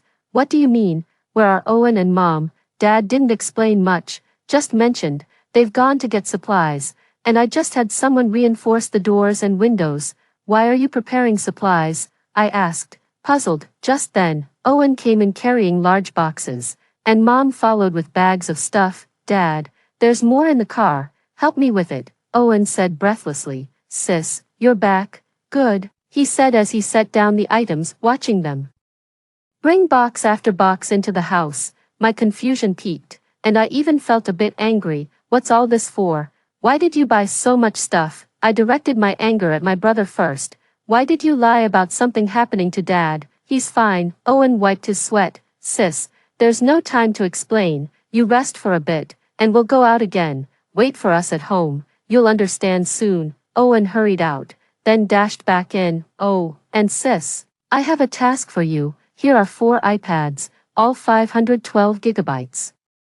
Download as many movies and novels as you can on them.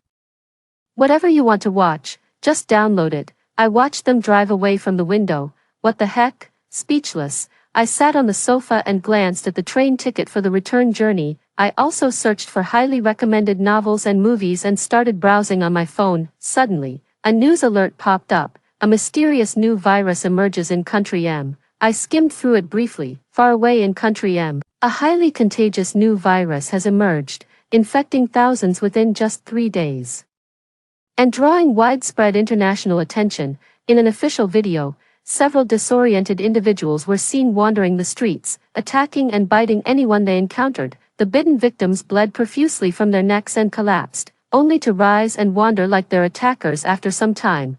This footage sparked intense discussions online, with many speculating whether these were the legendary zombies. However, most people seemed distant from the reality, making light of the situation in their comments, unaware of the impending danger. Just as I was looking up more information about this new virus, my parents and Owen came home.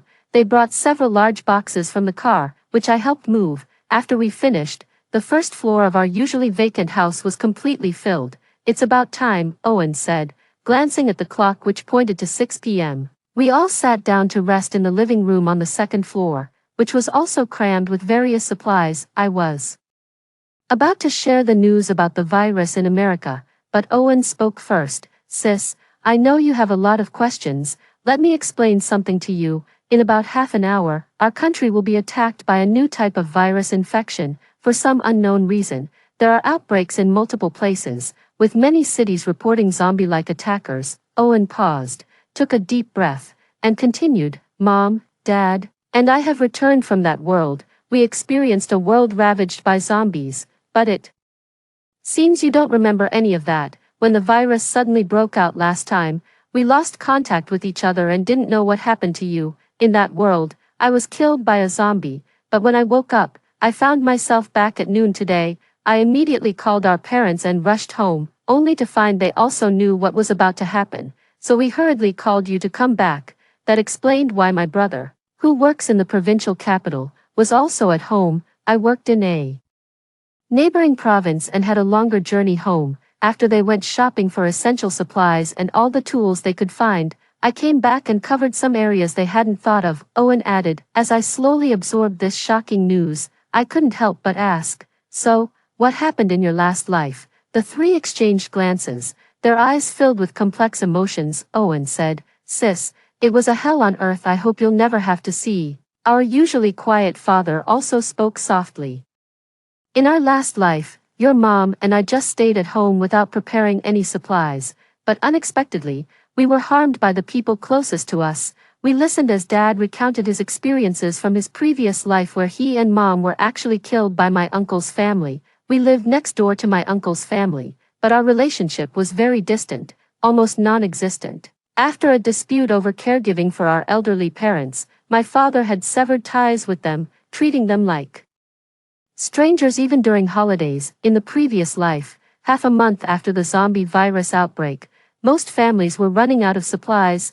My uncle's family came to my parents, asking them to share their remaining food. I didn't agree, Dad recalled, his head bowed. "I never expected that they would sneak over from the rooftop at night and try to steal from us. I thought they were thieves and fought back, but they knocked me down with weapons. When I woke up, I was back at noon today," Dad finished his story, and I was both shocked and scared. In such apocalyptic times, does humanity still exist? Mom clutched her sleeves tightly, her emotions palpable. He started recalling the events. "I heard some noise and hurried upstairs, only to see them smashing your father's head with a hoe.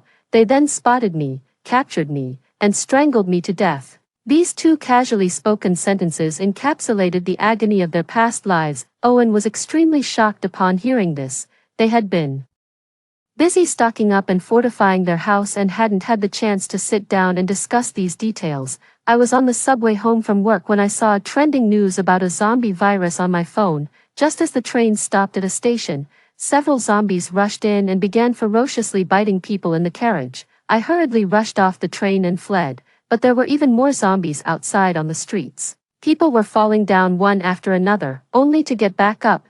There were just too many. I couldn't escape the fate of being bitten. Even after I was bitten, I still had some consciousness left and thought about going home, but whenever I saw a person, I couldn't help but chase and bite them, and eventually, I lost all consciousness. When I woke up, I was back at the company, just finishing the morning's work. This was Owen's past life, infected by the zombie virus while commuting on the subway. As for me in their world, I am lost somewhere unknown. My parents are also grieving. They survived in the apocalypse for half a month, constantly worried because they couldn't contact their child. In fact, their son had been infected on the first day. "Don't worry, Now we can face this together as a family. Owen's expression shifted from contemplative to resolute. We are safe now.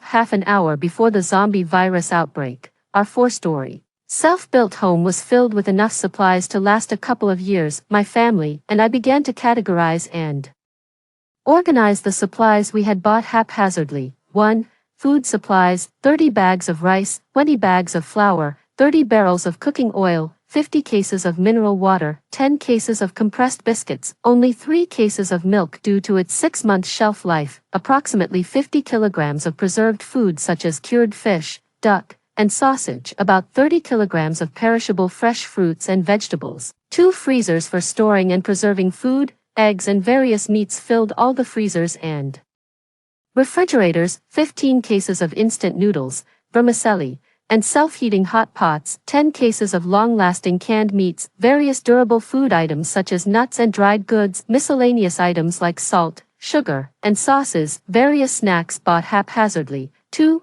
Daily necessities: 20 boxes plus 10 packs of tissues, 10 sets of home clothes and pajamas per person, 10 boxes of disposable underwear in various sizes, 4 warm sleeping bags, 5 boxes of sanitary pads, boxes of dish soap, shower gel, shampoo, laundry detergent, and soap. Numerous towels, toothbrushes, toothpaste, and trash bags, a variety of commonly used medicines, medical equipment, and first aid supplies, plus a first aid manual. 3. Sustainable items: 4 solar power systems, 1 human-powered generator combined with an exercise bike, 8 solar panels, 40 bags of vegetable seeds, 3 water purifiers, various amounts of fertilizer. 4. Tools: various hardware tools, hose, hammers, military knives, kitchen knives, slingshots, and even chains, for high quality. Helmets: for self-installed surveillance cameras, 2 bottles of pepper spray, for stun guns, 1 remote-controlled drone, 1 radio, for walkie-talkies, numerous flashlights and candles, various household consumables like light bulbs, tubes, and wires, 1 each of small appliances such as rice cookers, fans, induction cookers, and portable heaters. For portable gas stoves, they bought whatever they could find, apparently just grabbing whatever was available given the short preparation time and ensuring basic survival. They also gathered up what they already had at home, making the most of it, considering the limited load-bearing capacity of each floor. After consulting and calculating safe limits, we distributed the supplies by weight across the floors, placing heavy items like water in the basement. Our self-built house has 4 floors and a basement. The first floor is half garage and half my grandparents' room and their leisure area. Sometimes their friends come over for a chat. After the grandparents passed away, this place wasn't used for anything else. The second floor serves as our primary living space, including the living room, kitchen, dining room, my parents' bedroom, and a study. The third floor is where my bedroom is, along with my brother's room and a large central hall. Previously, Owen had turned it into a gaming area, and not to be outdone, I claimed half the space to set up a makeshift home theater. Half of the 4th floor is a gym, equipped with various fitness equipment and a ping-pong table. The other half is a large sun terrace where my gardening enthusiast parents grow flowers, plants, and vegetables. The terrace also houses a water tower, also known as a water storage tank, used for collecting and storing large amounts of rainwater. Additionally, there is a bathroom on each floor, providing convenience for everyone. In a previous incident, my uncle and his family had climbed over from the rooftop terrace. The buildings of the 2 families are similarly structured, and the terraces are separated only by a half wall. Upon climbing up to the rooftop, I checked the surroundings. Good. My dad had already installed a 2-meter-high anti-theft railing and electric fence, effectively separating our place from the neighbors, extending even beyond the wall. There's an invisible yet safe electric fence, and in case of a power outage, there are still effective physical barriers. Now, if they try to come over, they would be risking their lives, but our home, stocked full of supplies, might be in an even more dangerous situation than before. I had no idea how long I'd been busy. It was completely dark already. I glanced at my phone. #new virus emerges in multiple locations. #numerous cities lockdown. #residents return home for unified management. Perhaps because our city has a smaller permanent population, the virus hasn't spread as terrifyingly as in the larger cities. and things seem relatively calm, however, in various family and friends groups. News and rumors about stockpiling reminders have gone wild. I opened an online supermarket app, but many items were already out of stock. After refreshing a couple of times, the app simply showed that the supermarket was closed. I felt relieved that my parents had shopped in advance. Once we had installed cameras at the windows facing the streets on the first and top floors, we could finally start to lie flat and live temporarily at ease, after a day of running around and setting things up. We were completely exhausted, no one had the energy to cook, so we made some rice and ate some pre-cooked food that we'd bought while out. A roasted chicken and a barbecued goose were warmed up in the oven, tasting almost as if they were freshly made, and quickly devoured by us. Driven by hunger, I don't know why, but suddenly, I could understand the zombies. It was just too delicious. Taking advantage of the fact that zombies hadn't yet appeared in our suburban area, our family each went back to their rooms to rest. Lying in my own bed, wrapped in the warm, familiar scents, it was utterly silent.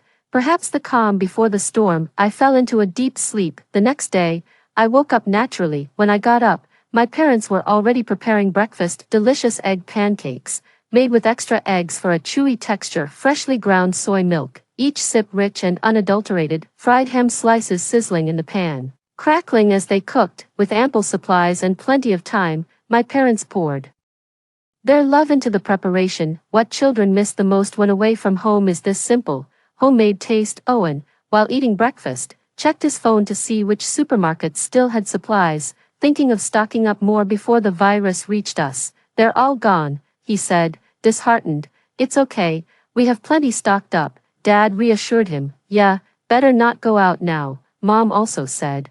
"We could always use more. Just doesn't feel enough." Owen continued searching the living room. TV reported on the virus's spread. Several major cities were the first to bear the brunt, swiftly implementing lockdown policies. The resolute voice of the TV news anchor worked hard to instill confidence in the public, convincing everyone that our country's protection of its people is comprehensive and robust. This was followed by expert interviews, where the host and scholars discussed the causes and consequences of this sudden public safety incident and its impact on individuals. However, videos uploaded by netizens presented a different scene. It's hard to describe the appearance of the zombie hordes. The infected gathered together, moving like a tide, like swarms of locusts, wandering in a daze. When they saw any living people within their field of vision, they would quicken their pace towards them. The video ended there, devoid of gory scenes, but it was enough to trigger alarm and panic among viewers. These short clips spread rapidly, one after another becoming unavailable. Days at home passed quickly. My family and I would have breakfast and watch the news, and before we knew it, it was already noon. With nothing else to do, my brother and I took on the task of cooking lunch. We seldom cooked, so we were slow and started preparing the ingredients early. Meanwhile, our parents went to double-check any overlooked supplies and keep up with the latest news updates. For lunch, we decided on cola chicken wings, beef stew with tomatoes and potatoes, and stir-fried vegetables. Our cooking skills weren't as good as our parents, so we stuck to simpler dishes. While chopping vegetables, I asked my brother, "Owen, tell me again about your story of being bitten by a zombie." Owen carefully washed the leaves and replied without hesitation, "I didn't survive the first day.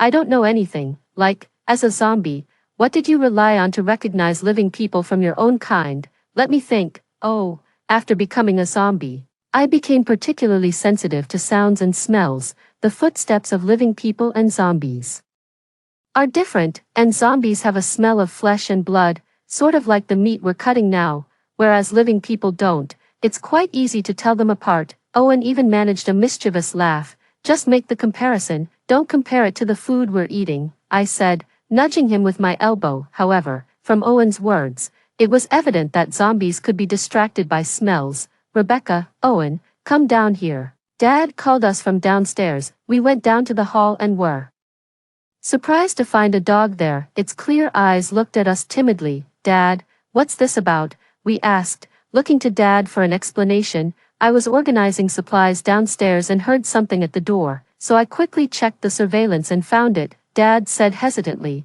"I've seen it before. Sometimes I'd feed it leftover food. In the current situation, if it keeps wandering outside, it probably won't survive." I understood Dad's thinking. We had a dog when we were younger, which brought us a lot of joy, but after it passed away from old age, the whole family was heartbroken, especially Dad, who couldn't bear the pain of parting, decided not to have a dog again. But now, this big white dog lay weakly on the floor. As Dad said, if we let it continue to roam outside, it might not even see the sunrise tomorrow. In times of disaster, we are too insignificant. Being able to save ourselves is already fortunate. We can't do much, but if a small effort can save another life, it's worth it. We brought it some water and leftover food, watching it go from being tense and timid to gradually letting down its guard and eating heartily. We urgently called a family meeting to discuss the issue of accommodating the dog. Mom was actually hesitant about taking in the dog. While she felt sympathy for it, she was worried about managing its barking. We weren't sure if the stray dog had any diseases since it had been wandering for so long, and we feared it might compromise our family's safety. The rest of us were in favor of keeping the dog, and we addressed each of Mom's concerns one by one. Dad, observing the dog's spirited behavior and eating habits, concluded that it seemed quite healthy. I suggested we could set aside a small area for the dog in the home theater on the third floor. It's soundproof, so even if the dog barks, it won't be heard outside. However, it was inevitable that the stray dog had contracted parasites, which led us to brainstorm for a while. Dad thought we might use some herbal remedies we had stored, like mugwort, to give it a bath, which could be beneficial. Owen decided to make another trip down the street to look for some deworming medicine for the dog and to see if he could find any other useful items. Seeing how persistent he had been since last night, we let him go. Our small town seemed pretty normal except for fewer people on the streets, and many shops were still open for business. People who live ordinary lives, nurtured by the sun and spring breeze, experience days unique to peaceful times. Those who have never faced harsh realities are unaware of the terror hidden in crises. Still worried, Dad insisted on going with Owen. Mom and I cautioned them to be careful, and then we watched from the window as they drove away. Back in the living room, we temporarily placed the dog on the landing between the first and second floors. The first floor was almost full of supplies, and the second floor had a lot of furniture and miscellaneous items, so this spot kept the dog not too far from us. Mom brought an old blanket and found a cardboard box, setting up a simple but cozy den for the dog and even made a hole in the box for it to enter and exit easily. Suddenly, Mom exclaimed softly, "This dog looks like it might be pregnant." I came over to check and indeed, compared to a normal dog, its belly was slightly swollen. If it was pregnant, taking care of it would undoubtedly become more challenging, but just to be safe and ensure the dog's survival, I quickly called Owen to share the news and asked him to try to find some items that might help with the dog's pregnancy and delivery. After settling the dog with fresh water and food and ensuring it had a private space to rest, we continued to prepare lunch. Unsure when Tan and the others would return, I proceeded with the meal I had prepared earlier. I was supposed to make braised beef with tomatoes, but ended up quickly stir-frying the beef with tomatoes instead. While cooking, I discussed with Mom, noting how intelligent the dog seemed. Although it hadn't fully trusted us yet, it seemed to understand that we were trying to help it. Staying calm and quiet, Mom said, "Well, let it be a stroke of luck then. We have enough supplies. Feeding it won't be an issue." About 2.5 hours later, it was already 1:30 p.m. Owen and Dad hadn't returned, and Mom and I started to worry. I sent them messages on their phones but got no replies. They were probably too busy to check.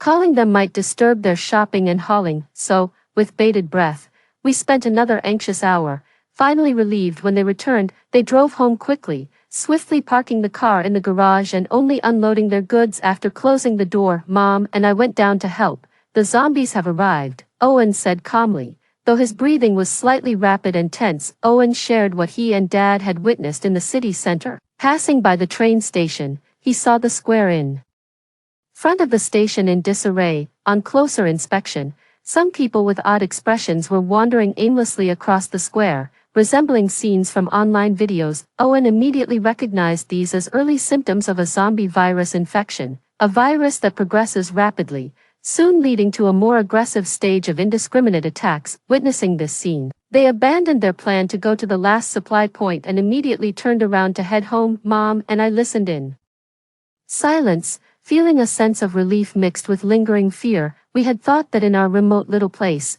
We could delay facing the impact of the zombie virus a bit longer. However, we overlooked how convenient transportation and free movement had long made it easy for everything, including viruses, to spread between regions. Fortunately, they noticed this situation in time. Otherwise, outnumbered and outmatched, they could have truly been in danger. But the trip wasn't without its gains. Owen and Dad not only bought several large bags of dog food but also stocked up on enough deworming medicine and other dog supplies, such as a dog toilet, toys, essential medications, and even lamb milk powder and bottles for hand-feeding puppies that might be needed after the birth. Owen is indeed a very meticulous person. I ran to several pet stores and veterinary clinics, many of which were closed. I bought back everything that might be useful. We decided to take care of this dog, even though it was an unexpected addition, but we genuinely wanted to provide the best care possible in these apocalyptic times, filled with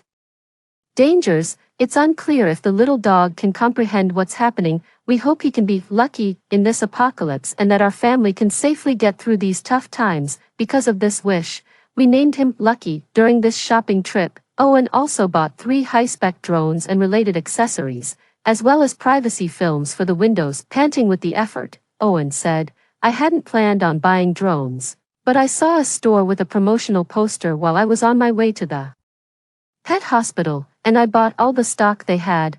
It was indeed a fortunate surprise.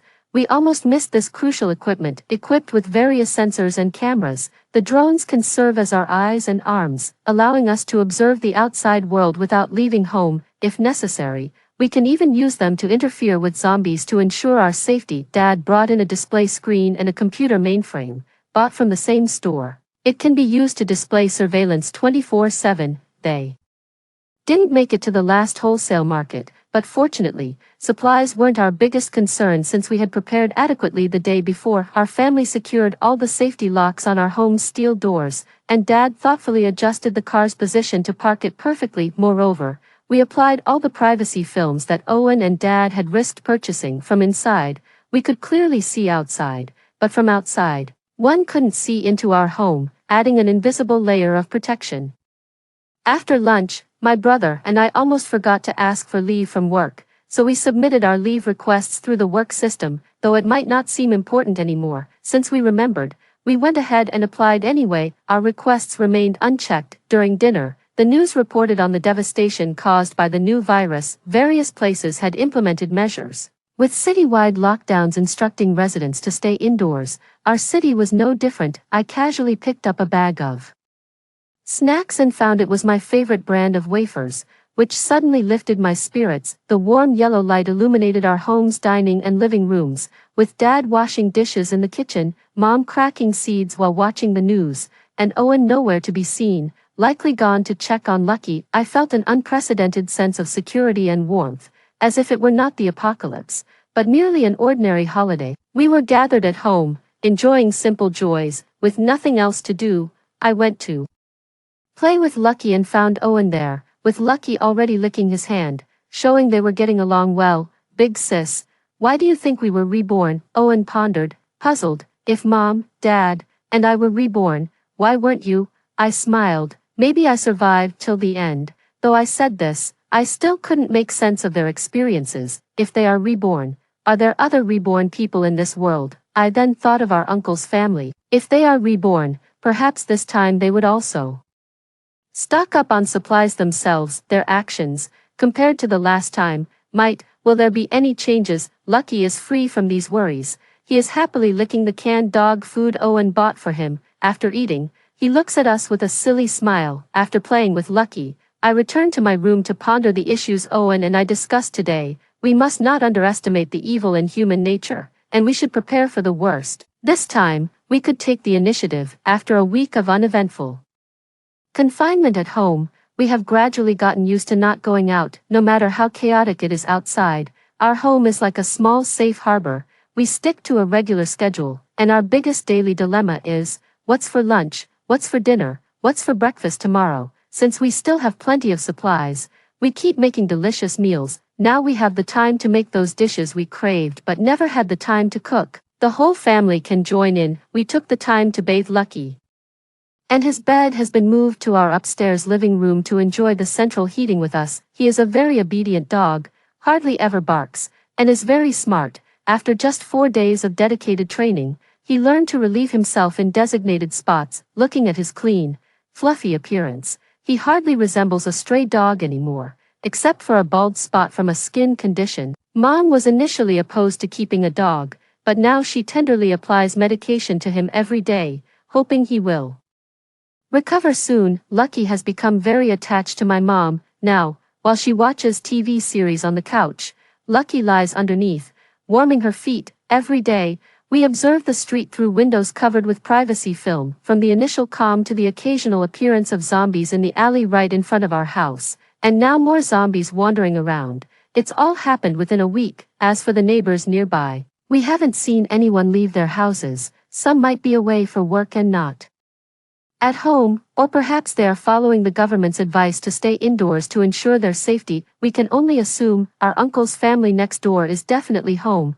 although we haven't interacted with them. Their proximity always worries us. On the other side of our house is a vacant lot with some construction materials. Further away is the road, which is also where we mainly watch for zombies. The elderly couple in the 2-story house across from us are also always home. Occasionally, we can see their slow, staggering figures through the window, often standing and staring out. Their children live out of town and only return for the new year, but with the current situation and cities locked down, it's unlikely they can return now. Behind our building, there's a house with a yard where zombies clank against the iron gate. Some zombies try to climb over the low wall, and they have learned to stack up, almost succeeding. I munch on snacks while watching the zombies from the window. From initially being solitary shadows to now forming groups, their pale, pus-covered skin, blood-stained, lifeless eyes that seem blind, and their mouths dripping with blood as they stagger and halt, bumping into obstacles like walls to find their way. They rely on sound and smell to navigate. Before being infected with the virus, they were ordinary people like us. Now, they have turned into these horrific beings. Should we also feel fortunate that zombies are unconscious? It's quite pitiable to watch them constantly scavenging through trash for food.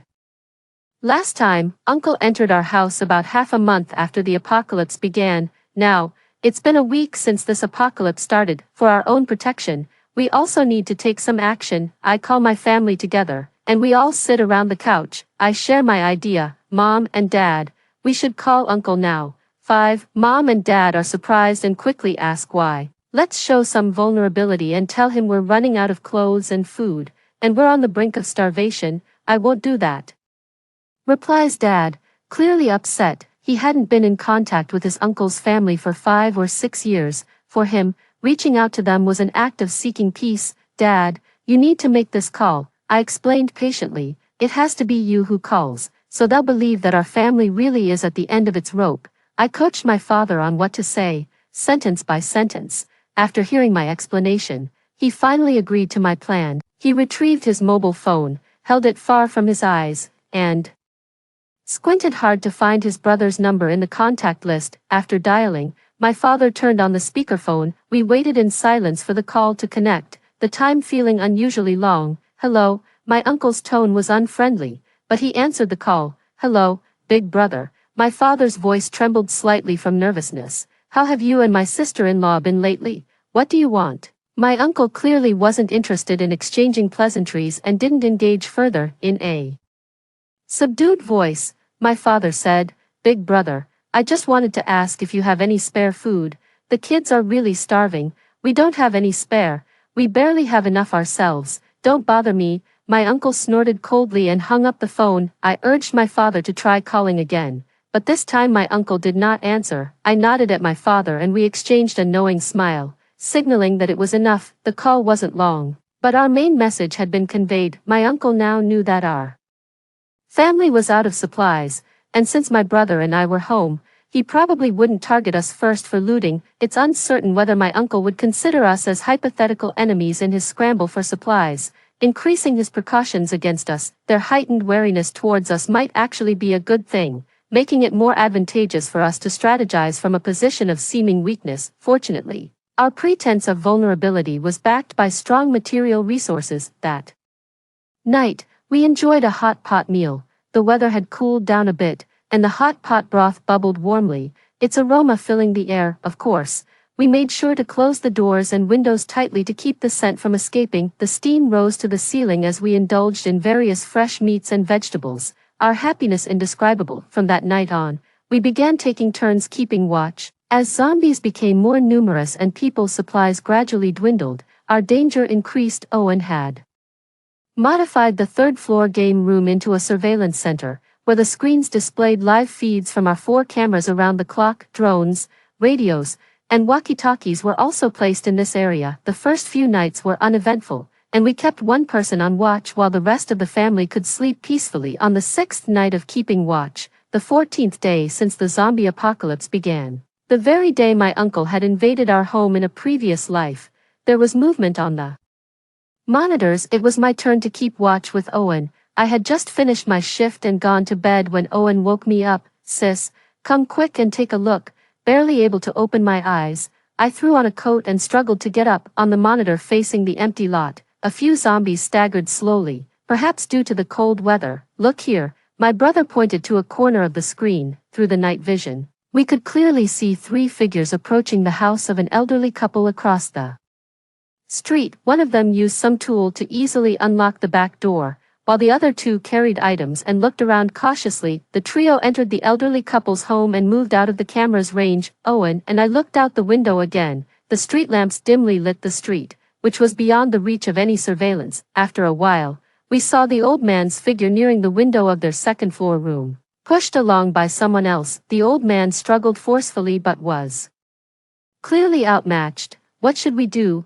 They are in danger," I said anxiously. Owen seemed panicked as well. "Should we go and save them? But how?" I looked at him, both of us desperately trying to think of a way, but within seconds, the old man's body limply slid down the window. Then, we heard a faint thud as the old woman's body also fell, landing on him. They were dead, devoid of the breath of life. The light came on, and another man approached the window, seemingly checking on their condition. Suddenly, he sharply looked up, staring straight at our house through the window. A chill ran down my spine as our eyes met. It was my uncle. His gaze pierced through the window, his face cold under the moonlight. A shiver ran through me from head to toe. After a moment, I remembered we had installed a privacy film on our windows. Owen also saw him, and we both froze, afraid that any movement might reveal our presence through shifting shadows. His gaze eventually moved away and he left the window. Lights turned on in different parts of the elderly couple's house. Probably as my uncle's family searched for supplies, they emerged victorious, carrying various items back to their home. Since there was only a narrow alley between us and the zombies moved slowly in the winter, they encountered no attacks from them on their way. They moved stuff once, then went back for more. Witnessing such a massacre firsthand was more profound than hearing about it from my parents. Suddenly, a sharp whistle pierced the quiet of the night. A toy that lit up and sang was thrown into the middle of the road. Hearing the noise, the zombies suddenly quickened their pace. Guided by the sound, they swiftly gathered around the toy. My uncle's family, laden with food, only noticed the zombies when they were mere meters away. Advancing quickly, panicked, they threw the items at the zombies. The items hit a few, but the zombies were barely affected and quickly got back up. Even if they stumbled, my uncle and cousin took off running. My aunt was slower to react and was tackled by a zombie. She reached out, grabbing my uncle's trouser leg, seemingly yelling, "Wait," or "Save me," but my uncle forcefully kicked her hand away, forcing her to let go. As my uncle and cousin shut the door, my aunt was overwhelmed by the swarm. I turned away, exchanging a complex look with Owen. Owen gestured towards a spot, signaling me to look. A young girl around 8 or 9 years old stood at the window of the elderly couple's house, also looking in that direction. "That's their granddaughter." "Rose," Owen whispered. The little girl stood by the window for a long time, then crouched down to gently touch her grandparents, eventually starting to sob quietly. It seemed the toy was hers. She didn't usually live here, probably just staying temporarily, but the sudden outbreak had stranded her. We guessed that she might have hidden away upon hearing noises in the night, and realizing her grandparents were in danger. She didn't act rashly against the more powerful threat but instead looked for a chance to escape the danger. At such a young age, possessing such bravery and strategy is truly admirable. The frail girl trembled and wept continuously, having lost the protection of adults. While danger still loomed, how could she, so fragile and alone, overcome this difficult situation? Owen and I had just regained our composure from the incident when dawn began to break as Dad got up to take over from Owen. We both went back to catch up on some sleep. During breakfast, I told my parents about the events of the previous night. They strongly criticized my uncle's family and expressed their intention to keep a closer watch on the girl across the street. Aunt had disappeared from her usual spot after being surrounded by zombies last night, lying in the alley, and likely had become one herself, wandering off elsewhere. Peace lasted another 3 days, during which we kept an eye on the girl, who rarely appeared by the window anymore. There was no sign of my uncle's family. They were the type to bully the weak and fear the strong. Having fought closely with a horde of zombies, they were probably scared half to death. On the 17th day since the apocalypse began, early in the morning, Lucky started to whine uncomfortably. Lucky's belly was quite swollen. She began to nest, and we figured she was about to give birth. Our family immediately went into emergency mode. We moved Lucky to the home cinema on the 3rd floor, which had better soundproofing. Mom went to prepare warm blankets, newspapers, towels, and other necessary items. Dad started to prepare vegetable broth to help Lucky stay energized during labor. Owen brought out the goat's milk powder and other supplies we had bought, and I moved a heater to keep Lucky warm, constantly looking up tips on dog birthing on my phone, worried that being surrounded might scare and stress her, preventing her from giving birth. We all stepped back and kept a close watch while pretending to be busy. Lucky breathed rapidly, and after about an hour, the head of the first puppy appeared. Lucky, in pain, began to whimper again.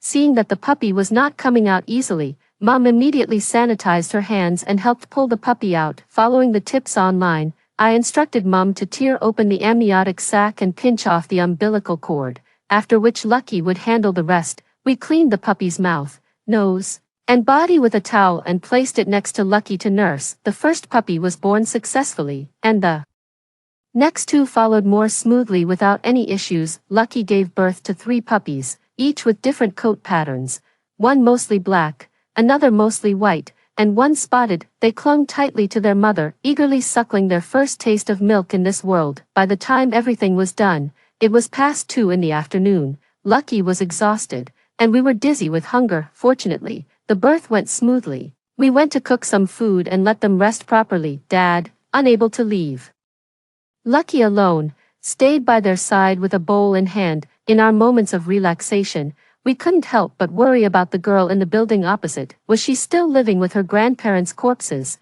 What was she eating and drinking? We convened another family meeting to discuss whether to help the girl. Despite various concerns, the goodness of human nature ultimately prevailed. We couldn't stand by and watch someone die, especially not a helpless, pitiful orphaned girl. The decision was made to help her come to our house. We had considered using a drone to deliver supplies, but the risk was too great. It might work once or twice, but repeated attempts would surely draw attention. Since the ground floor was no longer accessible, we devised a plan to remove the anti-theft bars from a fire escape window on our 2nd floor, which could be accessed by a girl of 8 or 9, by setting up a ladder. The girl could climb across from her 2nd floor window to ours. This method, of course, had its risks, and we prepared safety measures for the girl. In doing so, if our actions were discovered by others, our own household situation would also be exposed. Meanwhile, we still needed to get the girl's consent. However, we decided to take a gamble. How could we contact the girl? Dad suggested that the grandparents' old phone might have the number of the elderly couple across the street. We found their phones among the belongings, unsure if they still worked. With a try-and-see attitude,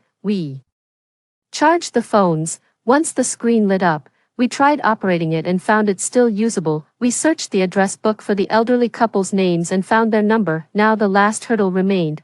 We didn't know if the elderly couple's phone still had battery, or if the girl would even receive the call. After several attempts, we finally got through, and I spoke with the girl. "Hello, little sister. This is Rebecca from across the street." Rebecca, sister, the little girl's voice was sweet. "Hey, your grandparents asked us to take care of you in case of an emergency."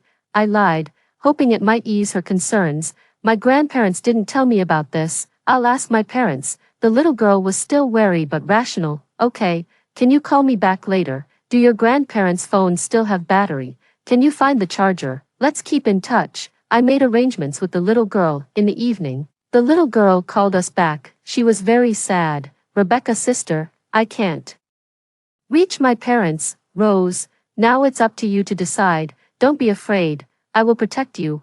I spoke with Rose for a long time, finally convincing her to climb over using a ladder. Without delay, we prepared a safety rope and threw it over for Rose to tie around her waist, with the strongest among us, Owen, holding tightly to one end just in case. After guiding Rose on how to set up the ladder, my father steadied it, signaling her to start climbing. Rose was young but brave. She bit her lip and carefully moved, hand and foot, inching her way across. The zombies in the alley below, sensing the presence of the living, gathered around. Rose, hurry, I yelled anxiously. The zombies began to stack up, climbing higher and higher, but Rose grew more nervous, her hands trembling on the ladder. Unable to move, a decayed hand grabbed her ankle, and she screamed. The decayed hand didn't stop because of her fear. Instead, it pulled harder. Move away, my mother, finding a long shovel from somewhere, swiftly and fiercely thrust it through the security bars, smacking the decayed hand, forcefully flipping it away. The hand detached from Rose, the shovel forcefully jabbed towards the zombies, causing the ones on top to lose balance, fall, and crash into those below, their stacked formation collapsing. Rose then sped up, scrambling towards us. When I finally grabbed Rose's hand, my heart settled. Her eyes were red, possibly from fear or nervousness, her breathing rapid, her clothes dirty, and her stomach rumbling with hunger. At dinner, she ate heartily, finishing 2 full bowls of rice. After dinner, we continued to softly comfort her for a long time, ensuring she felt well fed, cared for, and safe here. He slipped and fell. That night, she slept with me. My dad, on a whim, dug out the exercise books from my and my brother's elementary school days from the bottom of the trunk to give Rose something to pass the time, earning the rolling eyes of everyone. Rose, feel free to watch TV, play on the computer, read books, or study while you're here, I said, patting her on the shoulder. Thank you, uncle, aunt, sister, brother. Rose replied politely. Another calm 5 days passed, bringing liveliness to our home. Lucky's 3 puppies often amused us but also caused some annoyances. They cried loudly, alerting everyone that they were hungry. Lucky quietly walked away. She seemed not ready to be a mother yet, so we took over the duty. Fortunately, Owen had last bought lamb milk powder and small bottles, and we fed them every few hours according to the guide. Since watching over them at night was boring, the puppies added some fun. That night, there was noise again from next door. A sudden citywide blackout plunged us into endless darkness. A sudden heavy rain made the night even more perilous. We had prepared 4 generators and some pre-charged batteries in advance. 3 were solar-powered and would only work when the sun came out, while another, a bicycle converted into a manual generator, could solve our immediate problem but needed time to adjust and had limited power output. Shortly after we were plunged into darkness, Lucky came scratching and barking at my door. Since the surveillance had failed, we had not kept watch, had a bad feeling and woke everyone up one by one. We all headed to the sports room on the 4th floor and opened the door to the terrace. As expected, something was happening. My uncle and cousin, taking advantage of the blackout and rain, were using tools to destroy the electric fence my father had installed. They were surprised to see so many of us. You're still alive, my uncle scoffed. When you called me last time, I knew you were just pretending, talking about having no food. I bet you've hidden plenty. No worries, your end is near, my cousin chimed in. Although the electric fence was disabled, the sturdy burglar bars my father had installed effectively blocked them. If you want to live, let us in. We're family after all. And I don't want to take things too far. Seeing their frustration, I couldn't help but laugh. Letting them in would be a real death wish. My uncle put on protective gear and a safety rope, preparing to risk climbing over. My cousin, supporting him from behind, held a bow and arrow he got from somewhere, aiming through the gaps in the bars at us. We hid behind the door, and everyone seemed to have agreed to prepare. Only Lucky tirelessly barked at the intruders.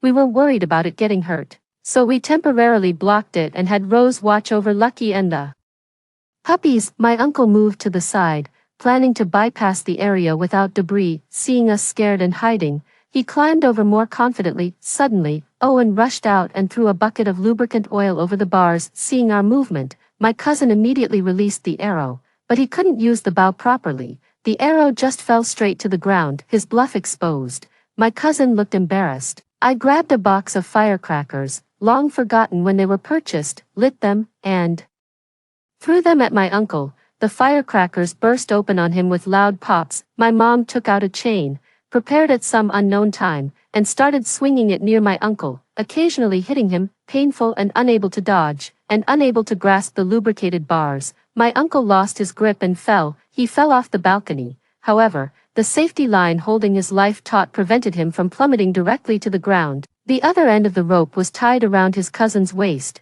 who was also jerked toward the edge of the balcony by the sudden force. "Hurry up and pull me up," his uncle shouted to his cousin, reacting to the urgency. The cousin struggled to grasp the rope tightly, but it was impossible for him alone to pull the uncle up. My dad brought over a fishing rod, dangling pieces of rapidly thawing meat down to the first floor. The scent of the meat immediately attracted a horde of zombies, who approached swiftly. As the zombies gathered, my dad skillfully maneuvered the fishing rod, gradually moving it closer to the uncle and slowly raising the dangling meat. The zombies started to climb on top of each other, suspended in midair. The uncle could do nothing but curse in frustration. Seeing the pile of zombies grow taller and about to reach his feet, the uncle attempted to shift his position, but his movements caused his cousin to sway dangerously. Gradually losing his strength, the cousin started to panic. Continuing to hold on seemed like it would only result in him falling as well. They weren't very high up. The cousin was tiptoeing on the edge,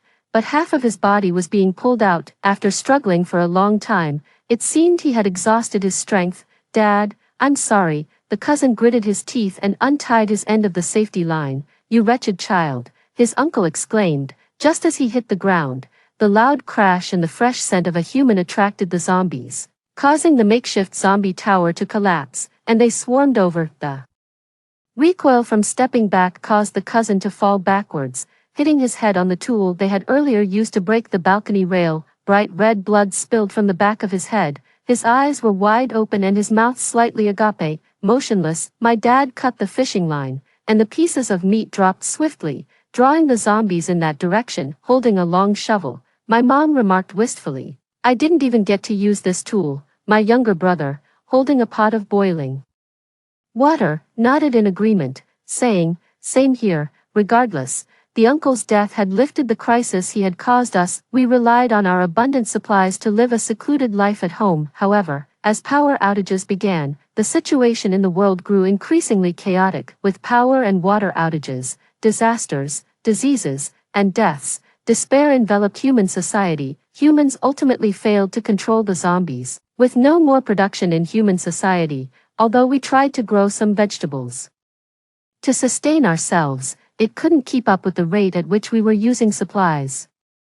We didn't receive any rescue and grew more disappointed by the day. Our supplies ran out, and in a society overrun by zombies, we had no means or conditions for long-term survival. We died in the third winter after the zombie apocalypse began. I woke up in a laboratory. 2 years of darkness due to the power outage had made me accustomed to the night. Seeing the brightly lit scene again felt unfamiliar. Waking up here, I felt no fear. I took a moment and slowly came to realize this was the past, my previous life. To be precise, it was my only life. I am a survivor of the zombie apocalypse, now in the 13th year since it began. The days and nights spent with my parents, younger brother, Rose, Lucky, and the puppies, every meal shared in hardship, each other's encouragement and morale boosting, the laughter and despair we shared, were all part of an experiment. But the cause of death of my parents and brother was indeed real. As members of our organization investigated and informed me, in the present world,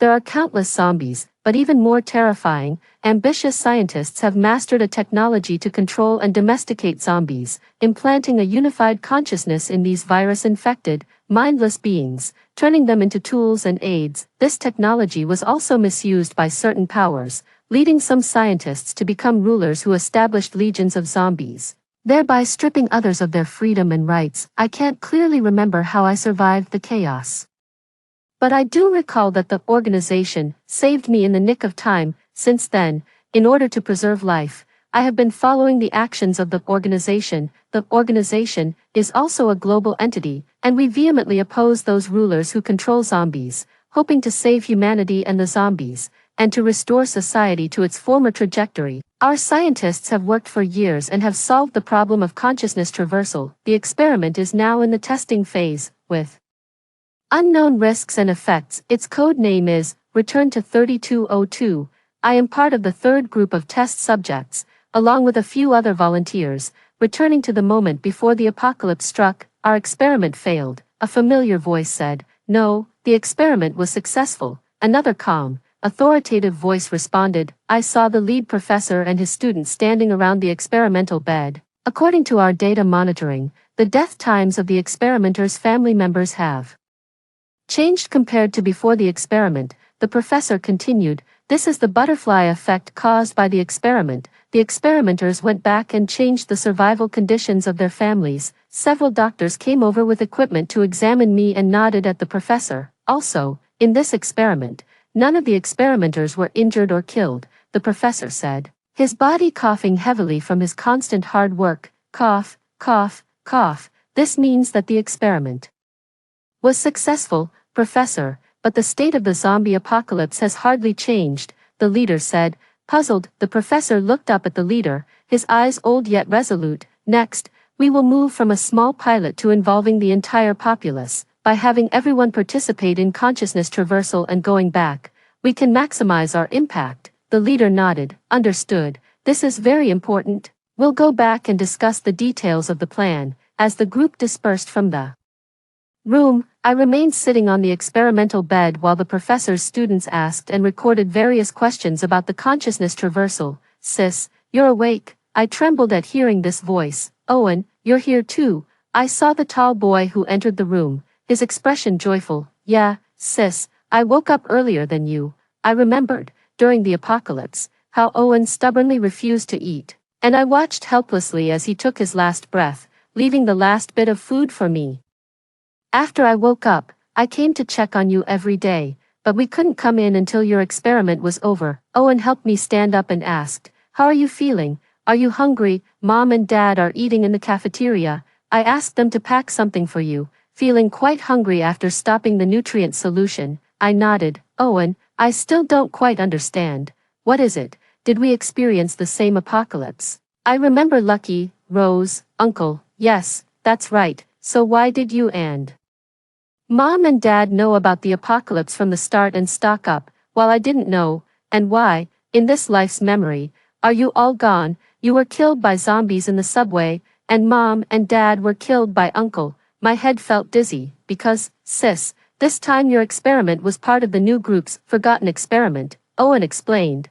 We indeed died, but sister, you participated in every experiment. In the first two experiments, you knew about the apocalypse from the start and saved me and our parents. That's why we're still alive now. The Forget group was tasked with teaching them about the newly proposed concepts. Not everyone retains their memories after consciousness traversal, especially children. The world of zombies is too terrifying and could leave them with indelible psychological scars. So, sister, when you entered this experiment, you didn't know it was the apocalypse and you forgot many things that happened after the zombie apocalypse began. It turns out that with each experiment, the content grew more extensive. Owen's mood gradually turned sorrowful. Sister, you're so naive. There were casualties in the first two experiments. I can't bear to think what I would do if it were you.